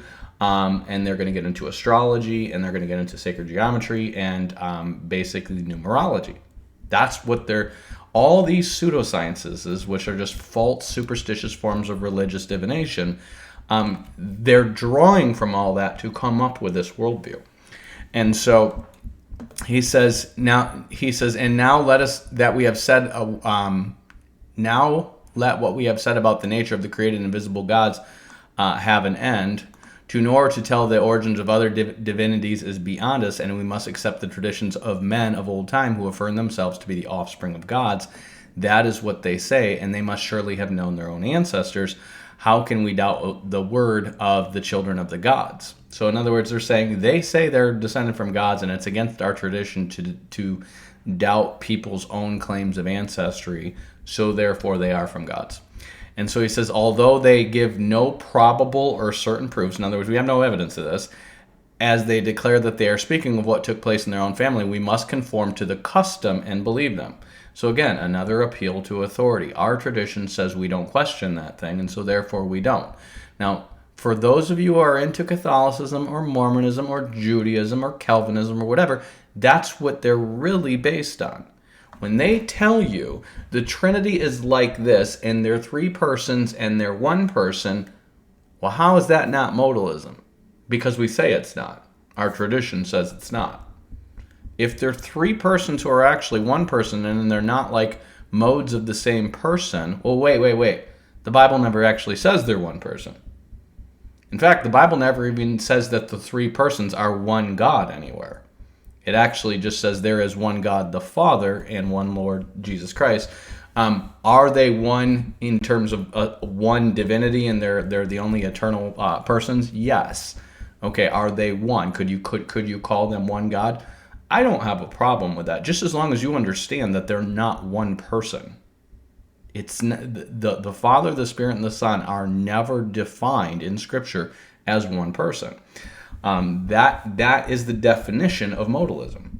And so what you have in Trinitarian theology is trusting in the tradition and the great wise men of the tradition that it's not modalism, even though it sounds like modalism. And this is why they were accusing the Christians of being modalists, and this is why people had a problem with homoousion, because they understood they're using modalist arguments to come up with their doctrine of the Trinity, and then they're just stopping short of calling it modalism and saying it's not because we say it's not. That's really what they're doing. And so it's the same modes of reasoning here. It's like, are you trusting in men, or are you trusting in things that God has said? So we trust in things that God has said. God has not defined the Trinity in such a way. We know that there's three eternal persons in the Godhead. They're the Father, the Spirit, and the Son, and they're all one. That's all we need to know. That's all we need to affirm scripturally. That's it. Well, could we mince words about oneness? Yes, we definitely could. If we go through Scripture and we use the examples of calling multiple persons one in the Bible, we could definitely mince words about that. But we don't need to affirm anything other than they are one. And so you can allow for some variation and speculation and rationale on how they're one and what that oneness means. And there are multiple different types given in Scripture as examples of that, which is why I'm going to write my House of God book to walk through all those. But you just need to affirm what God has said. You don't need to affirm what's implied by what God has said, because that's just going to fall into the categories of the men who say that. And if they're not the apostles, then we don't need to affirm them. So anyways, he's saying, well, we don't doubt these people when they say they're born of gods. And he's going to go into how these beings are gods. And I'm going to sum this up for you, okay? Because God took the universe, and basically the way they explain it is God, there was a pre-existing space and there was a pre-existing matter, but it was kind of like a primordial ooze. So this is actually your basis of your evolutionary worldview, okay? It's kind of like it's chaos, it's disorder, it's a primordial chaos, okay? You will find this idea in Mesoamerican and Sumerian and Babylonian and Egyptian cosmology about the origin of things. You won't find it in the Bible. But what they're doing is they're taking words like formless and void and assuming that means pre-existing but chaotic. And rather than saying God created heaven and the earth, well, how did he create it? He just thought it into being. And then he spoke light into being. They say, well, God created it out of pre-existing material. And when you get to a theologian like Augustine in his Confessions, he's going to spend like 30 pages arguing in his head over this stuff, over whether this is true or what the Bible says plainly is true. He's not going to assume that the Bible really means what it says, which formless means unformed, void means unfilled. So what does God spend Genesis 1 doing? Forming and filling the earth. So what was it before there? Well, it was a ball of matter, but it was unformed. Well, if you take an unformed anything and you put it in a vacuum, what shape is it going to take? A sphere.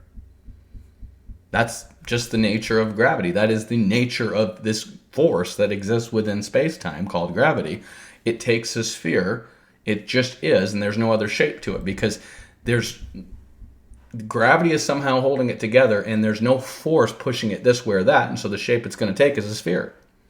So there's the formless world, and it's all a big water ball. The denser elements are going to be down in the center, and the lighter elements are going to be out on the surface. And that's just it. That would, if you were just to take a sample of all the junk in the periodic table of elements, and you had enough of it, and you just threw it all together and threw it in space, it would look something like what the Earth was before God formed it and filled it.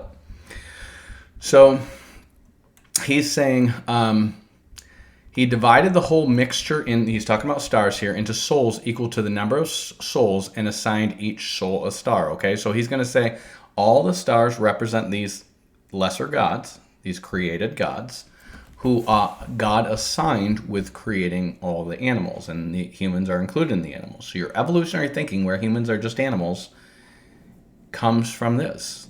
Okay, and he's going to say that there's 4 races, and the superior race is called man, and he's going to go down and say the superior race is called man. But then he's going to say that men become birds if they're righteous. This is where he goes back and forth, and he says contradictory things because he's a liar, and liars ultimately are going to contradict themselves here and there. So he says, now when they should be implanted in bodies by necessity, always gaining or losing some part of their bodily substance, then in the first place it would be necessary that they all have in them some faculty of sensation arising out of irresistible impressions. In the second place, they must have love, in which the pleasure and pain mingle, fear and anger, and the feelings that are kin to and opposite them. If they conquered these, they would live righteously, but if they were conquered by them, unrighteously. He who lived well during his appointed time was to return to dwell in his native star, and there he would have a blessed and congenial existence. Now, he's going to say contradictory things here. What he's essentially going to say, now he starts out with there just being God, and God making the universe as a fabrication of himself. Then he changes what he's going to say, and he's like, actually, there is the divine mind in necessity. So he's just changed the one God or monad into 2 gods, which is fate and necessity. And he's going to say the universe came into being when the mind, representing rationality, conquered necessity, representing sensual desire. Okay? So when you think of fate, what they're saying is your sensual desires, aka your sin nature, is just the way it is according to fate. That is the fate nature. That's the fate side of you.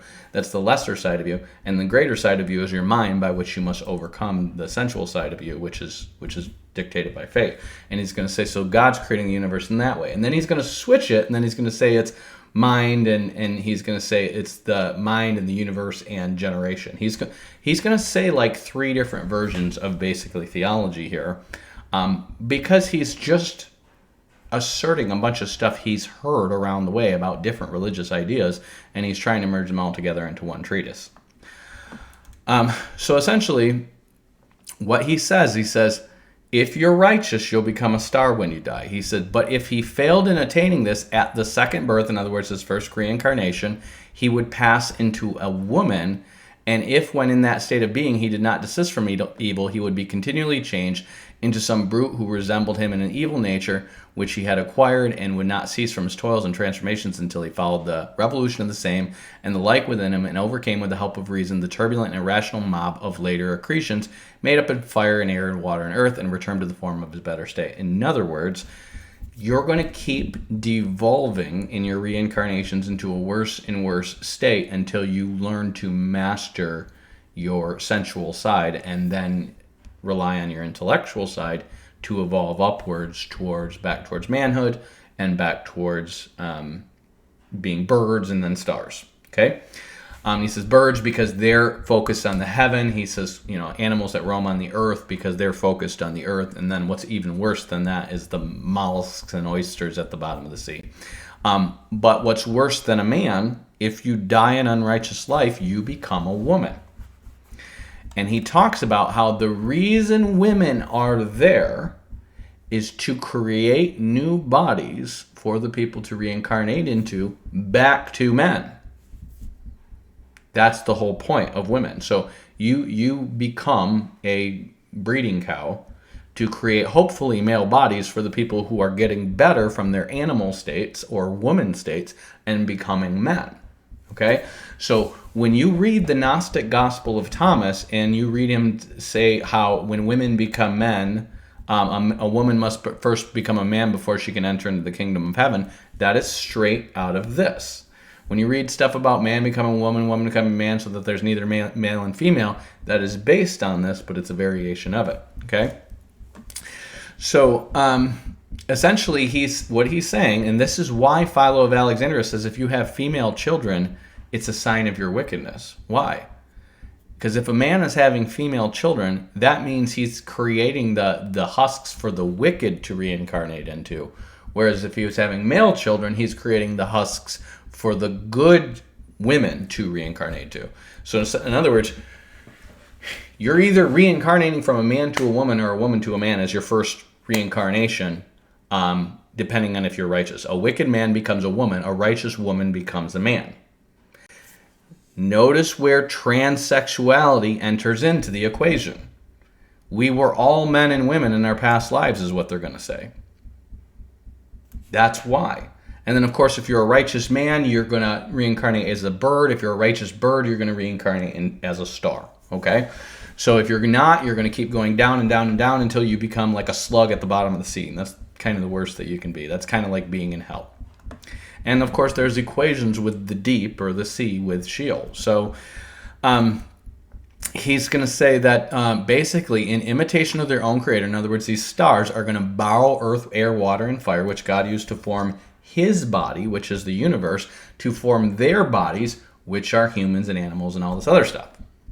And he said, which were hereafter restored, these they took and welded together, not with indissoluble chains in which themselves are bound, but with little pegs too small to be visible, making up all the four elements of a separate body, and fastening the course of the immortal soul, which was in a state of perpetual influx and efflux. Now, he has already gone on and on to talk about how these earth, air, water, and fire interact with each other and what they do with each other and which ones represent more virtuous and passions versus reason, kind of solid things versus intemperate things, we'll call it. Okay, so I'm not going to get into all these details. It's going to have the weird pseudoscience and numerology in with it.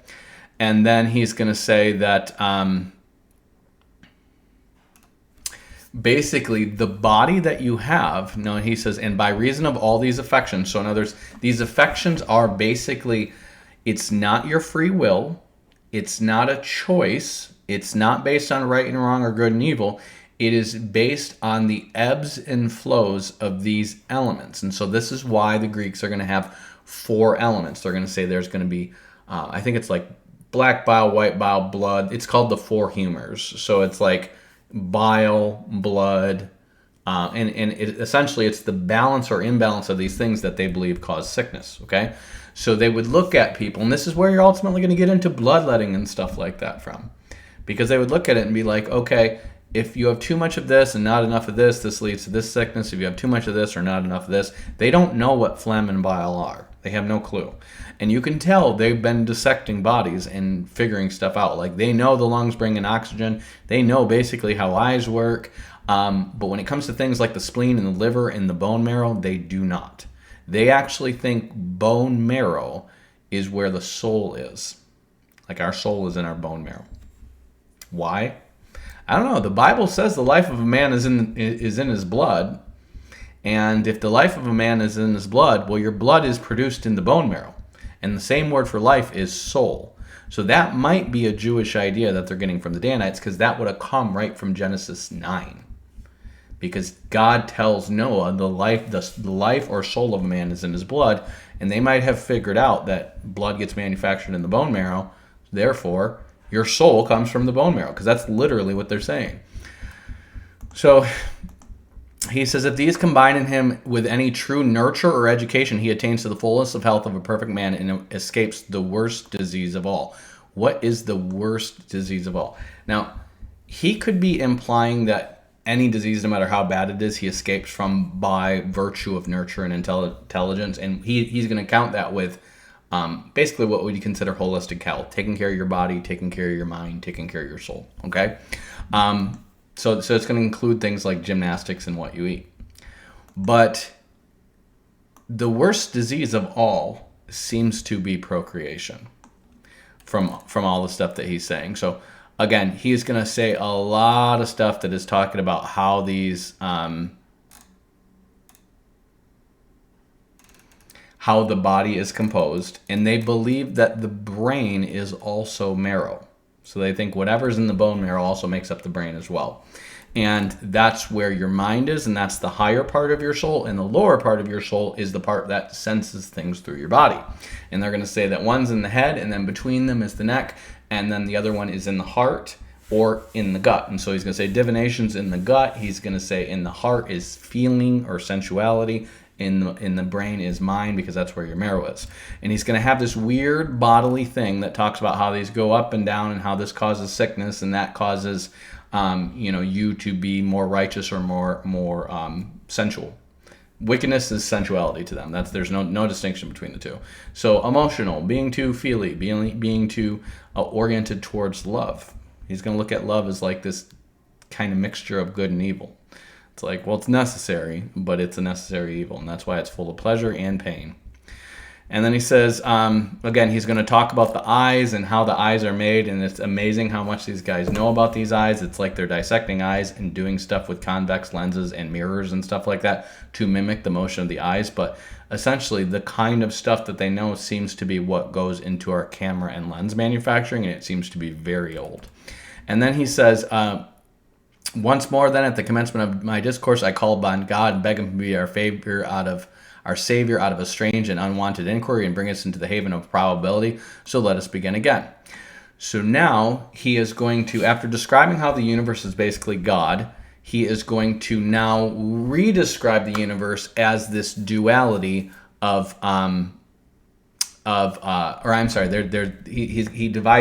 describes it as a duality. Then he's going to describe it as a trinity.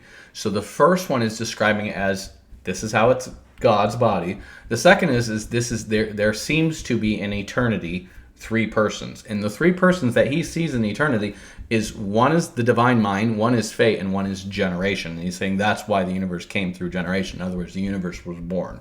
And so he kind of has these, almost like these three gods, almost like us, Father, Spirit, and Son. But they're literally the mind, fate, and generation. You can see how a Christian could take that and be like, oh, fate is like the Holy Spirit because it guides and leads things. The mind is like God because he's kind of in charge. And Jesus is the one that's generated, so he's the third of these three persons. You can see how they're lining this stuff up, but it's not remotely the same person, because it's saying that generation is the lowest form of these things. And what it's getting into by the end of this, he says, what nature we attribute to this new kind of being, we reply that it is a receptacle and the manner and nurse of all generation. He's saying that's the earth generates other gods and stuff like that because it was generated. And so there's these three things seem to be eternal, which is mind and being and generation. So then he says, again,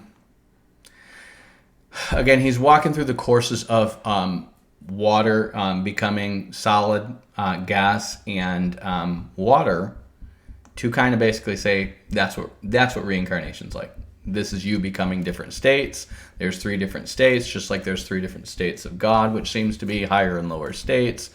And then he says, let's see, wherefore we must acknowledge that there is one kind of being which is always the same, uncreated and indestructible, never receiving anything from itself, and without nor itself going out of any other, but invisible and imperceptible by any sense, and of which the contemplation is granted to the intelligence only.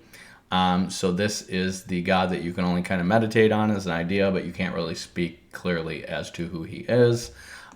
This would be the monad or the invisible God, and this is going to be what Christians are going to adapt this to say that's where divine aseity comes from. If you've gone to seminary and you've heard about aseity, that's where it comes from. It's the idea of God never receives anything to it from without, yet they're going to say he makes his body out of the matter that pre-exists. So again, they're contradicting themselves. And then he says, so thus I have concisely given the result of my thought, and the verdict is that being in space, he switched from it being mind and fate, or mind and necessity, to being in space and generation. These three existed in their three ways before the heaven. So now there's three pre-existent ones, or are there five? Is being the mind, it is the mind kind of? Well, how is space related to fate? I don't know. And then generation is the third. Okay, it doesn't make sense. And then he says, yet there was a fifth combination which God used in the delineation of the universe. So again, he's He's pointing out this one-ism and this two-ism and this three-ism to show these mathematical factors being laced throughout the universe. But again, what he's ultimately basing this on is Egyptian and Greek myths, geometric shapes, the number of planets he suspects to be out there. It's not based on any divine revelation that he's claiming. Now, late Second Temple Jews and early Christians are going to claim he is. He's just not giving due credit to where credit's due. And that's why they're going to say, these guys were somewhat inspired because they're ripping off ideas from the Jews.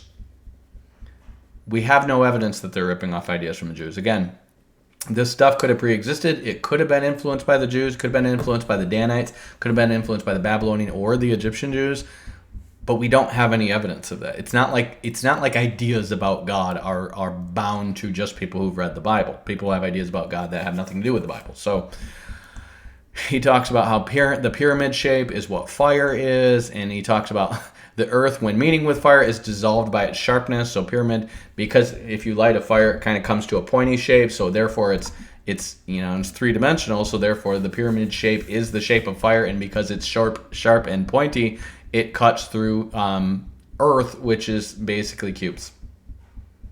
So you can get sand, and it's really, really tiny, and be like, look, that basically looks like a cube, right? Okay, so earth is, if you break it down small enough, it's just tiny cubes. And since triangles, paper, scissors, rock. Since triangles obviously cut cubes because they're sharper, this is just so weird. It's so childish. And then he says, let's see, for to conceive of anything that can be moved without a mover is impossible. It is equally impossible to conceive that there can be a mover without something which can be moved. No, it's not. It's called creating something out of nothing. They don't believe somebody can create something ex nihilo. They don't believe even God can do that. They think reason says for there to be a mover, there must be something that's moved too. So they're equally necessary. And this is why they believe in pre-existing space-time. Now, they're going to say that the universe God created, but what they're really saying is God formed it out of pre-existing material in a pre-existing space. That's really what they're saying.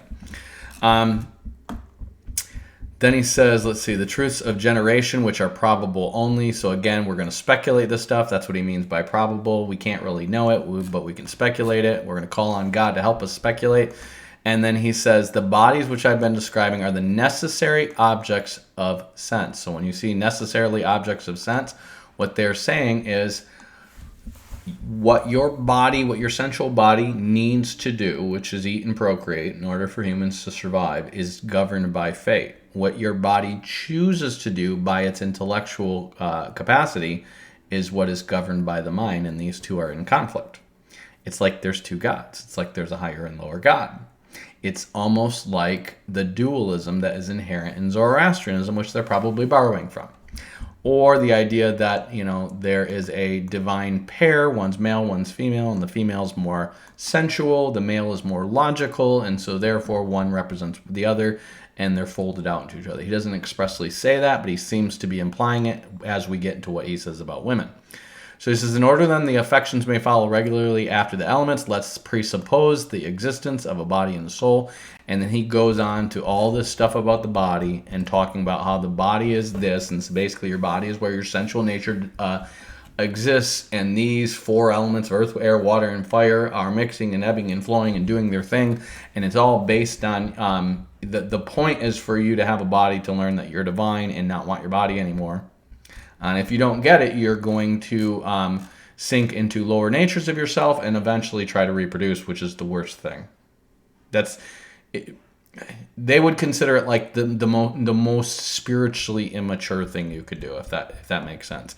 And this gets adopted in Christianity, which is why they're going to twist Paul's teaching about you being able to marry an unbeliever, but it's better if you remain single if you don't have anyone to marry but an unbeliever, and say it's better to be single than get married, period. That's where that comes from, is people taking this stuff and trying to wedge it into the Bible. So then it says, these are the elements, thus of necessity, then subsisting, which the Creator in the fairest of best of created things associated with themselves, when he made a self-sufficing and most perfect God, using the necessary causes as his ministers in the accomplishment of his work, but himself contriving the good in all his creation. So notice when he talks about necessary causes, nothing is necessary to God. Remember, When you say necessary, okay, it's not necessary that God not lie, because not lying is just not, you're not doing something to not lie. You're just not doing something that's bad, right? God is truth, and if he were to speak what we would consider a lie, that lie would be truth because God said it. Okay, so God is incapable of lying. What he says is true because he's God. He authorizes truth. He's the Logos. Logic, or what is truthful or reasonable, comes from him because he is the truth. So the truth can't speak a lie. He speaks of himself. He is of the truth. However, Satan is a free-willed creature who has been a liar from the beginning. He is the father of everything that contradicts what God says. And so therefore he is the father of lies. To lie is to contradict God. To affirm what God says is to speak truth. But God is truth. So but both who he is, the Logos, and what he says, the word of the Lord, are him. He can't contradict himself. Okay? But that's not saying that there's some rule that says God can't contradict himself. It's just logically impossible. So God doesn't do logically impossible things. He can't make something so heavy he can't lift it. He can humble himself in the form of man, but he could still lift that thing if he wanted to. He's just, he's humbled himself. Okay, so there's things that God can't do. He can't make a square circle. I promise you, God can't make a square circle. Because the nature of what a circle is and the nature of what a square is are two distinct things. They cannot, by virtue of just logic, be the same thing. And since God is the Logos, he doesn't break logic. But that's not like limiting him or saying he has to do this or he has to do that. But when you say necessary causes, you're saying God had to create a certain way. No, he didn't. He could have just been some kid on a Game Boy creating a video game world. He could have done this any way he wanted. He could have farted out the universe. He could do this any way he wanted. He chose to speak it into being. He chose to make it the way he made it to show himself. So why did he speak it into being? To show that the word of the Lord is first in order and authority. So he spoke into being the creation to demonstrate that his word is an authority over the creation.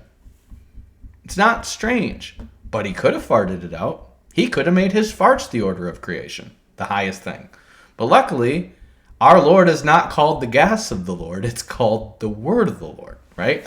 So he's revealing himself through how he creates, not necessarily through the creation itself, but how he orders it, how he created it. And when we use the word cosmos, or it's translated in your Bible world, it means the created order, because the created order points to the creator. He's making things in a way on purpose to show himself. So why did he make humans be in a perpetual loop of men and women creating children in a trinity? You need one needs the other to create the third, and without the third, they don't perpetuate. Either men and women create children, or humanity dies, and we're created in his image. Common sense, you guys. You can't throw out the idea of a feminine Holy Spirit and have that make sense. Otherwise, everything you're doing is arbitrary and on the authority of tradition. But the Scripture speaks to that again and again.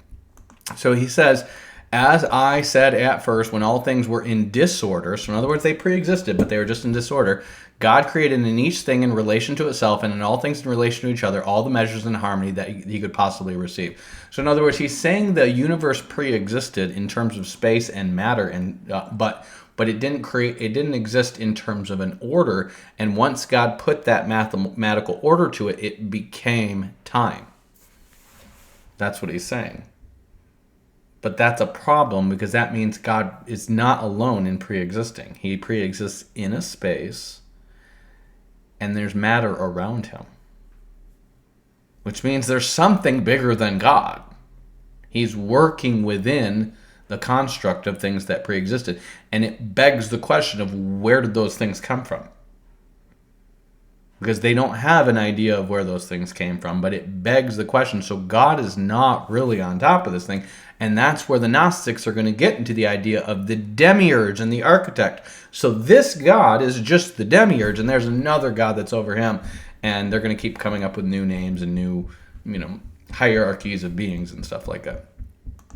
So he says, all these creators set in their order, and out of them he constructed the universe, which was a single animal comprehending in itself all other animals, mortal and immortal. So again, he's taking the Zoroastrian idea of the bull, and he's going to just expand it to the universe and say the universe has all the other animals in it. Now, of the divine, he himself was creator. So the divine beings he created, which are the stars. But the creation of mortal he committed to his offspring. The reason is God can't make something that corrupts because he's too good to do that. And so we're the creation of his creations. We're a secondary creation. Of course, that is going to be present in Islam. That is going to be present in your Greco-Roman theology. That's going to be present in your Lord of the Rings to a degree. Of the one guy who makes the dwarves. He says, and they, imitating him, received from him to be the immortal principle of soul. And around this, they proceeded to fashion a mortal body. So in other words, the stars are souls, and around themselves, they fashioned mortal bodies. And it says, was made to be a vehicle for a soul, and constructed within the body a soul of another nature, which was mortal, subject to terrible and irresistible affections. First of all, pleasure. And it's just going to go through the different sensual affections that we have by virtue of having a body. And then he said, they constructed an isthmus and a boundary between them. In other words, like an isthmus is like a channel between two bodies of water. It's kind of like your neck is the isthmus between your brain, which is where your intellect is, and your heart, which is where your passions are. And he said the head and the breast to keep them apart. And so he's saying your head and your heart aren't on the same team. They oppose one another. Now that is not true, but you do have to guard your heart to make sure you know what comes into it. He's saying, no, by nature your heart is just passionate, and it's not sin, and it's not the fear of death. It's just the nature of your being. It's how you were created. So God made you sinful. And in the breast, what is termed the thorax, they encase the mortal soul. The thorax would be head, thorax, abdomen, like a bug. And in this part was superior to the other, inferior, and they divided the cavity of the thorax into two parts. And the women's and the men's apartments are divided in houses and placed in the midriff with the wall of partition between them. What is he saying? This is where your woman is. This is where your man is in every being. And then he says, the part of the inferior soul, which is endowed with courage and passion, loves contention, they settled nearer to the head. And midway between the midriff and the neck, in order that it might rule the reason and might join with controlling and restraining desires that are no longer willing of their own accord to obey the word and command the issuing from the citadel. So what is he saying? He's saying deep down inside, you're all both a man and a woman. And if you act more according to your heart, you're going to become a woman when you die. And if you act more according to your head, well, you'll become a bird. And if you're a woman and you act more according to your head, you'll become a man when you die. But if you act more according to your heart, you're going to become a cow or something. Do you see how messed up this is? Anyways, he says, and renders the portion of the soul which resides about the liver happy and joyful. So apparently a portion of your soul resides about the liver, and this is why they think divination comes from the liver. Where are they getting these ideas from? Augury. Augury is the reading of the entrails. So when you hear about people, what they're doing is they're corrupting the original thing, which was sacrificing animals to God, like Abel did. And they go into reading their guts and trying to divine things from them. Now, I haven't figured out where this originally came from, but it is very old, I suspect, to be Sumerian. Could it be pre-flood? Possibly. But they're basically forming these beliefs that you can divine things off of animals' livers because the liver itself has the kind of part of the soul that is able to divine things. However, if you're inebriated, you can slip into that state where you can get that divination from the liver if you are either inebriated or you are asleep. So that's why you get divine dreams. And of course, if we use potions and drugs and alcohol to divine things, well, we can get stuff that way too. And when you're foolish like a child, you can divine. And he says, so he placed in the liver the seat of divination, and herein is the proof that God has given the art of divination to, not to wisdom, but to the foolishness of man. So in other words, you got to get yourself to a stupor before you're going to get some divine revelation. Well, this is like the opposite of everything. Like, you're trying to say, like, up here is where your reason is, and that's where you get closer to the divine, but down here is where divination comes from. What? None of this makes sense. Anyways, he says, and for this reason, it is customary to appoint interpreters to be judges of the true inspiration. Some persons call them prophets, but are quite unaware that they are the expositors of dark sayings and visions. They are not to be called prophets, but only the interpreters of prophecy. So they do believe in prophets, but these people, these dream interpreters, are not prophets. They're interpreters of prophecy. Then he says the neighboring organ, the spleen, is situated on the left-hand side, is constructed with the view of keeping the liver bright and pure, like a napkin, always prepared to hand clean the marrow.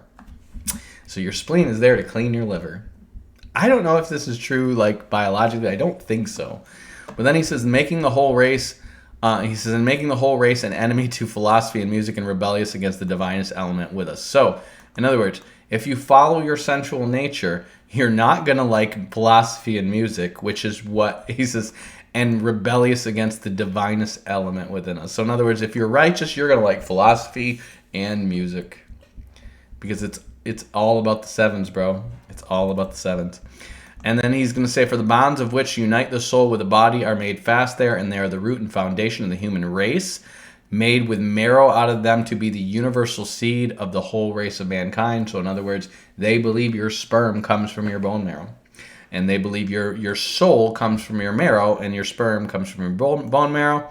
So he says that which like the field was to receive the divine seed, he made round every way and called that portion of the marrow brain. So they believe your bone marrow is connected to your brain. That's your more divine self. And then, let's see, on which count the bone and the marrow, since its life necessarily consisted of fire and breath. So he's going to talk about your fire and breath, in other words, wind and fire and earth and water. Those are, what your body's made out of. He says that these have along the backbone so as to have the marrow of generation between them. I believe this comes from the fact when your testosterone levels lower as you get older, you start to get more back pain and back injuries.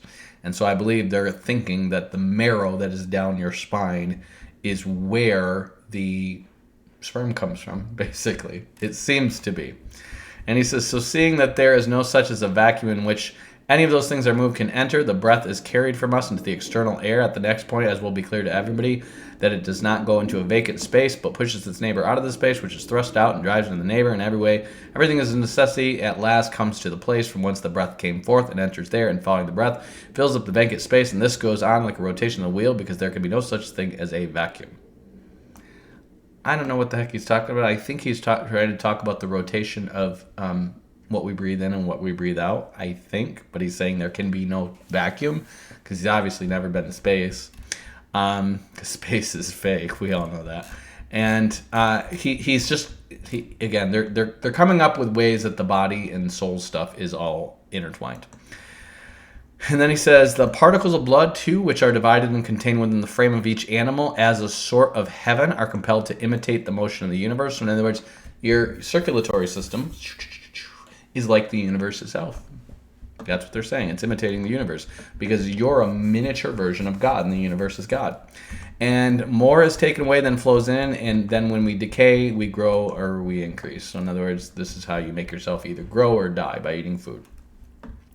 And he says there are four natures out of which the body is compacted: earth, air, water, and fire, and the unnatural excess or defect of these, or any change of them from its own natural place into another, since there are more kinds of one of fire than of the other element. So he's basically going to come into the origin of where disease and sickness and what we would call sin come from. He says, but in the worst case of all is the marrow disease, either from excess or defect, and this is the cause of the very greatest and most fatal disorders, in which the whole course of the body is reversed. Now, I don't know if he is talking about an actual physical illness that kills you. I think he is. And this is, so they're probably trying to get into physical stuff that they believe in their day. And then he says, such is the manner in which diseases of the body arise, the disorders of the soul, which depend on the body, originate as follows. So what they believe is that disorders of the soul, remember, they believe your soul is in your physical being. Do you want to know where chemical imbalances and psychological disorders come from? People who think the problems with your mind and your soul come from your body, this comes from this. Because they believe your soul is actually a physical component that is kept in your spinal cord. Now they've advanced to saying it's the electrical memory and all that stuff in your brain, but they still think basically the same thing, that your soul is physical. So he says the truth is that the intemperance of love so this is the worst disease. Ready? The truth is that the intemperance of love is a disease of the soul due chiefly to the moisture and fluidity that is produced in one of the elements on the loose consistency of bones. So, aka love, what they mean by love is male-female attraction, is a disease. Do you want to know why they were buggering lads? Because they believe that male-female attraction is a disease. And this is a disciple of Pythagoras, which is before Parmenides and Socrates and Plato and all these guys. And that's why Plato's writing his symposium talking about how these guys are buggering lads. Okay? They will come up with reasons to say that buggering lads is more virtuous than buggering women. And that we only bugger women to make babies. Now he says this, here's a big fat lie, for no man is involuntarily bad. But the bad become bad by reason of an ill disposition of the body and bad education, things which are hateful to every man and happen to him against his will. They're saying nobody's bad. They're saying the only thing that can make you bad is chemical imbalances and bad education. Does that sound like anything? That's the world today. It's not your fault you're a murderer. You just had the murder gene. You are just autistically prone to flip out when everyone takes your video game from you. That's autism. It's not rebelliousness. That's autism. So this is what it is. You act hateful because of bad education and because of chemical imbalances in your body. It's not your fault. Nobody is voluntarily bad. Nothing that you do bad is your fault. Do you see how this is systematically erasing sin? So he says, in being carried to three places of the soul, whichever they severally assail, they create infinite varieties of ill temper, melancholy, of rashness, of cowardice, and all the forgetfulness of stupidity. So in other words, chemical imbalances are the source of all things that are not good and virtuous. And he says, let's see, for the food, for the sake of the body, one of wisdom, for the sake of the diviner part of us. He says, so this is what you need to do to essentially be virtuous, not be like that. Practice gymnastics. For he who is careful to fashion the body should in turn impart to the soul its proper motions, and should cultivate music and philosophy if you deserve to be called truly fair and good. So if you hit the gym, study philosophy, and practice music, you will be a good person. In imitation of the pattern of the universe, because that's what you're doing. See, the music of the spheres is imitating the pattern of the universe, which is the God and gods. So music and working on your physiology and philosophy is all about you getting closer to God. See how none of it has to do with righteousness and virtues? He talks about the modes of purifying and reuniting the body as the best is the gymnastic. And he says we should consider that God gave the sovereign part of the human soul to be the divinity of each one, being that part which we say dwells at the top of the body. This is your divine part. Somehow your liver is where you divine things, but your divine part is your brain. It dwells at the top of the body, and inasmuch as we are a plant not of an earthly but of a heavenly growth, raises us from the earth to our kindred who are in heaven. What is he saying? Our mind is how we self-actualize to become God, like our kindred in heaven. The stars are our kindred in heaven. He's saying all the stars are humans. And they come down and they go up. And animals and every other thing. So he says, when a man is occupied with the cravings of desire and ambition, this is the worst disease of all, and is eagerly striving to satisfy them, all his thoughts must be mortal, and as far as it is impossible altogether to become such, he must become mortal every whit, because he has cherished the mortal part. What is he talking about? He's saying if you're fixated on selfish desire and ambition, you feel the need to perpetuate yourself mortally, aka have children. And insofar as human nature is capable of sharing in immortality, he must altogether be immortal. And since he is ever cherishing the divine power, and he has the divinity within him in perfect order, he will be perfectly happy. So he's saying you'll be happy without having children if you focus on the divine part of you, which is your brain. He says, let's see, thus our original design of discoursing about the universe down to the creation of man is nearly completed. A brief mention may be made of the generation of other animals. So when he's saying other animals, remember he's saying humans are animals. So far as the subject admits to brevity, in this matter our argument will best attain a due proportion. On the subject of animals, then, remarks may be offered.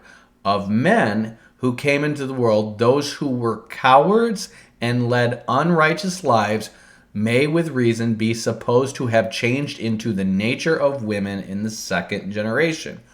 When you're wicked, you get reincarnated as a woman.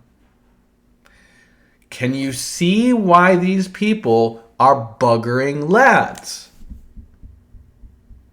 They think it's more virtuous to love a man than to love a woman. Because a woman is a cowardly and unrighteous man from a past life. And this is the way of reason by at that time the gods created us into the desire of sexual intercourse, contriving in man the animated substance, in the woman the other, which they form respectively in the following manner. The outlet for drink, in which this is, I'm just going to read this whole thing because it's so crazy, okay?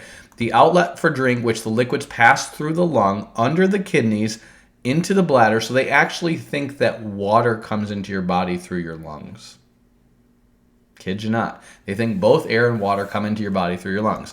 He says, and then the water passes down the lungs and into the kidneys. That's interesting because when we put you underwater, you drown and you die. How do you figure that works? Which receives and then by the pressure of their air emits them, was so fashioned by them as to penetrate into the body of the marrow, which passes from the head along the neck and through the back. So in other words, what they probably mean by marrow is probably spinal fluid, probably not bone marrow. That would be my guess. And he says, in which the preceding discourse we have named the seed. So in other words, what he's saying is the more carnal you are, your soul, which is in your marrow, goes down from your brain, down to your spine, and into your man junk. And so that's how your soul is going out of you to be reincarnated into a lesser thing. And he's saying the preceding discourse we have named seed. That's where your seed comes from. It's you lowering your divine nature down to a mortal nature to become seed.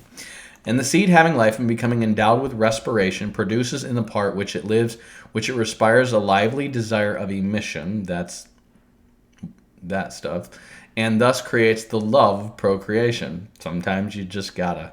And wherefore in all men the organ of generation becoming rebellious and masterful, that's right, you're thinking with the wrong head, like an animal disobedient to reason and maddened with the sting of lust, seeks to gain absolute sway, and the same is the case with the so-called womb or matrix of women. The animal within them is desirous of procreating children.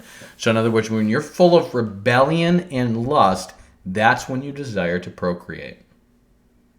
All sexual procreation is evil.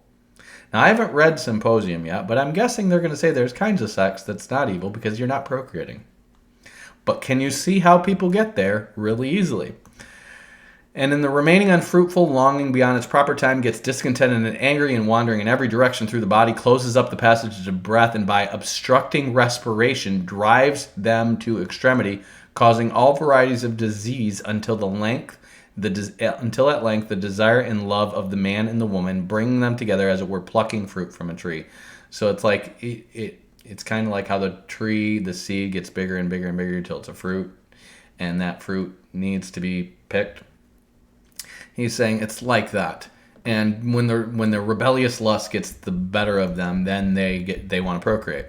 And he says, so in the womb as in a field, animals unseen by the reason of their smallness and without form, aka sperm and eggs. These again are separated and matured within, and they're finally brought out into the light, and thus generation of animals is completed. So, sexual regeneration, is the product of rebellion. It's not God's first command. It's the byproduct of rebellion in our nature.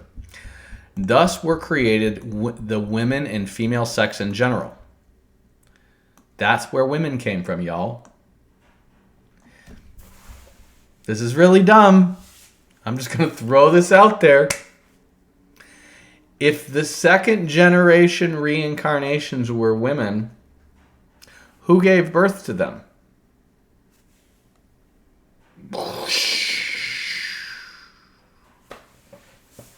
See?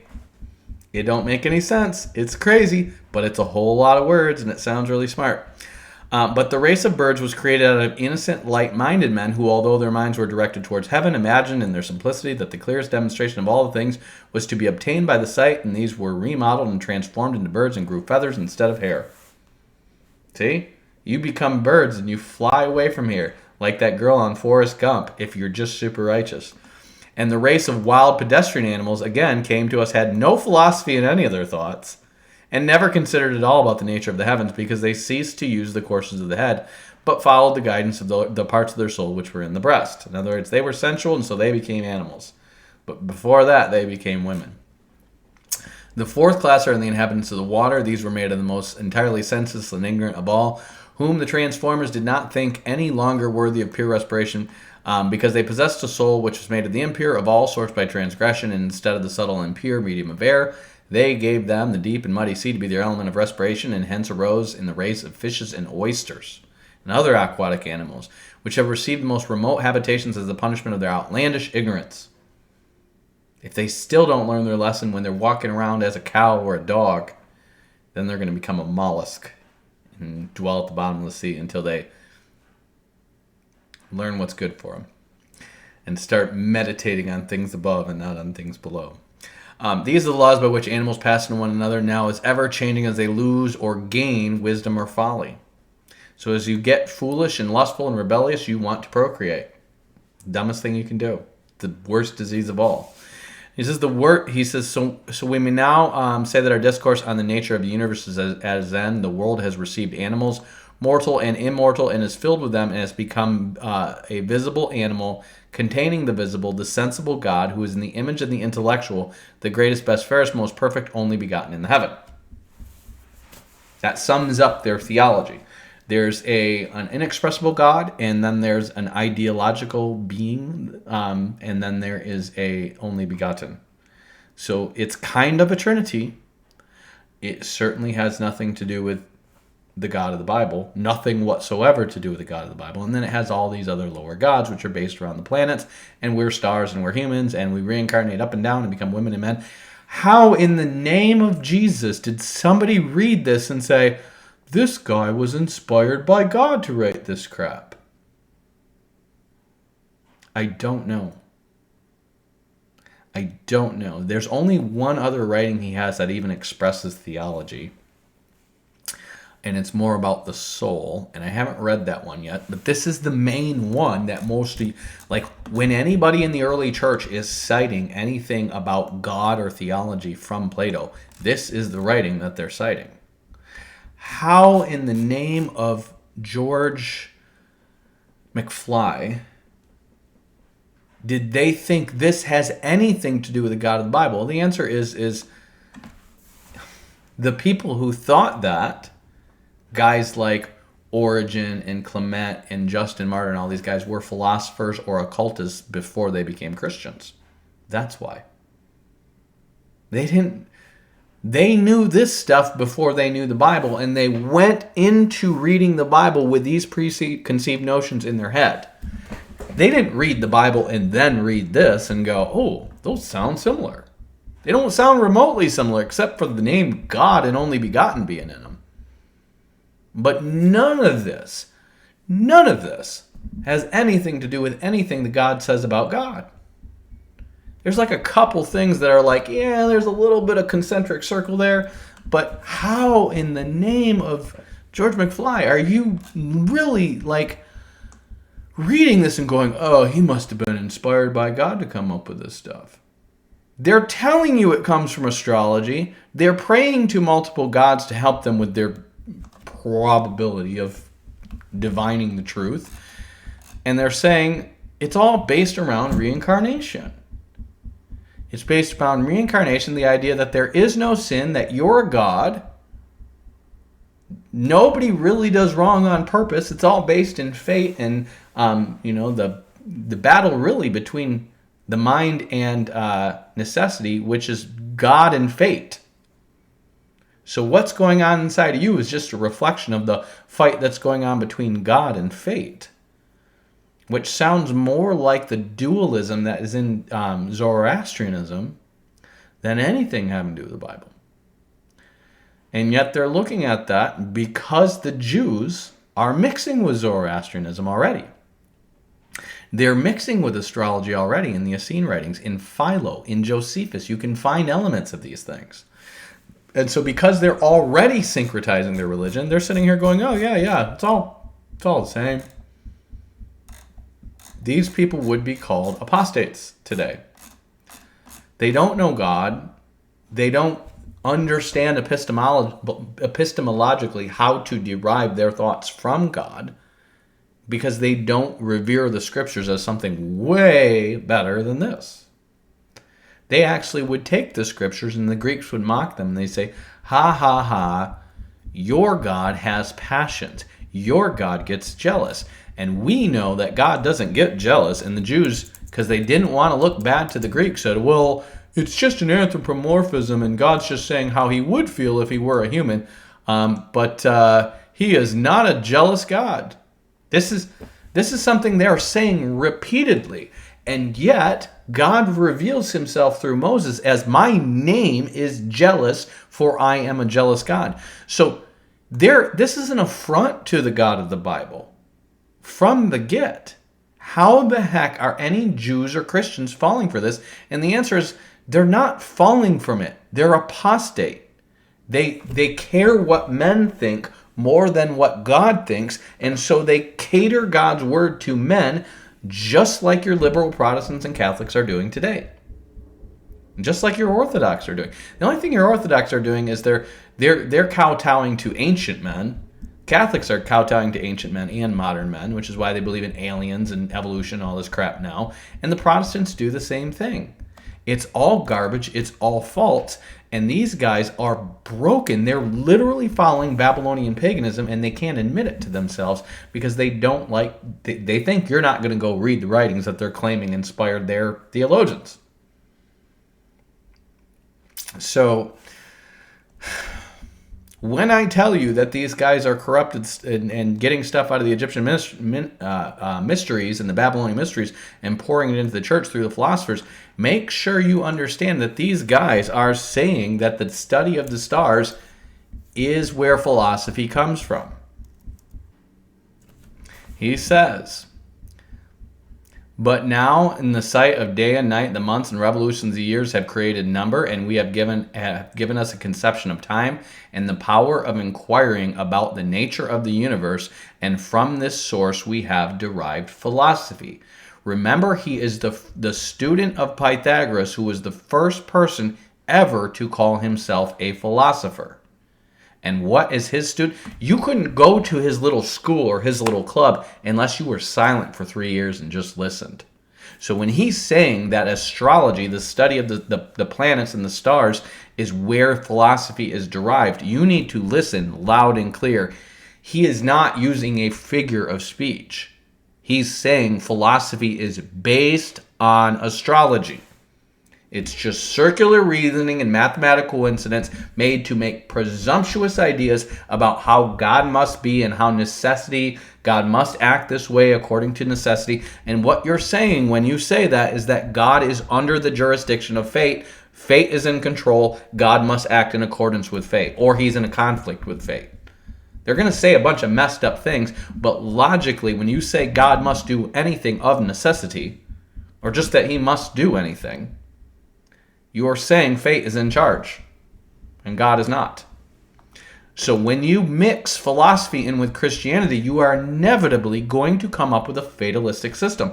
And there are two fatalistic systems. One is the Orthodox that came from Origen, which is fatalistically determining that everybody ultimately ends up in heaven, or the fatalistic system determined by Augustine, which fatalistically determines that some were always going to go to heaven and some were always going to go to hell. Both systems are fatalistic.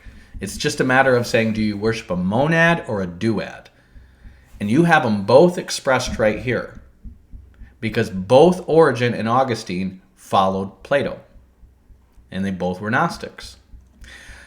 And I can barely get through the internet or church services or Bible teachings without people singing the praises of Augustine and Origen, as if they were the geniuses of the church, and they're just two Gnostics. And they might be smart enough to talk circles around your stupid ears, but I compare things to the scripture, and I'm going, this is bullshit. You need to be able to call bullshit on this, or you will be deceived.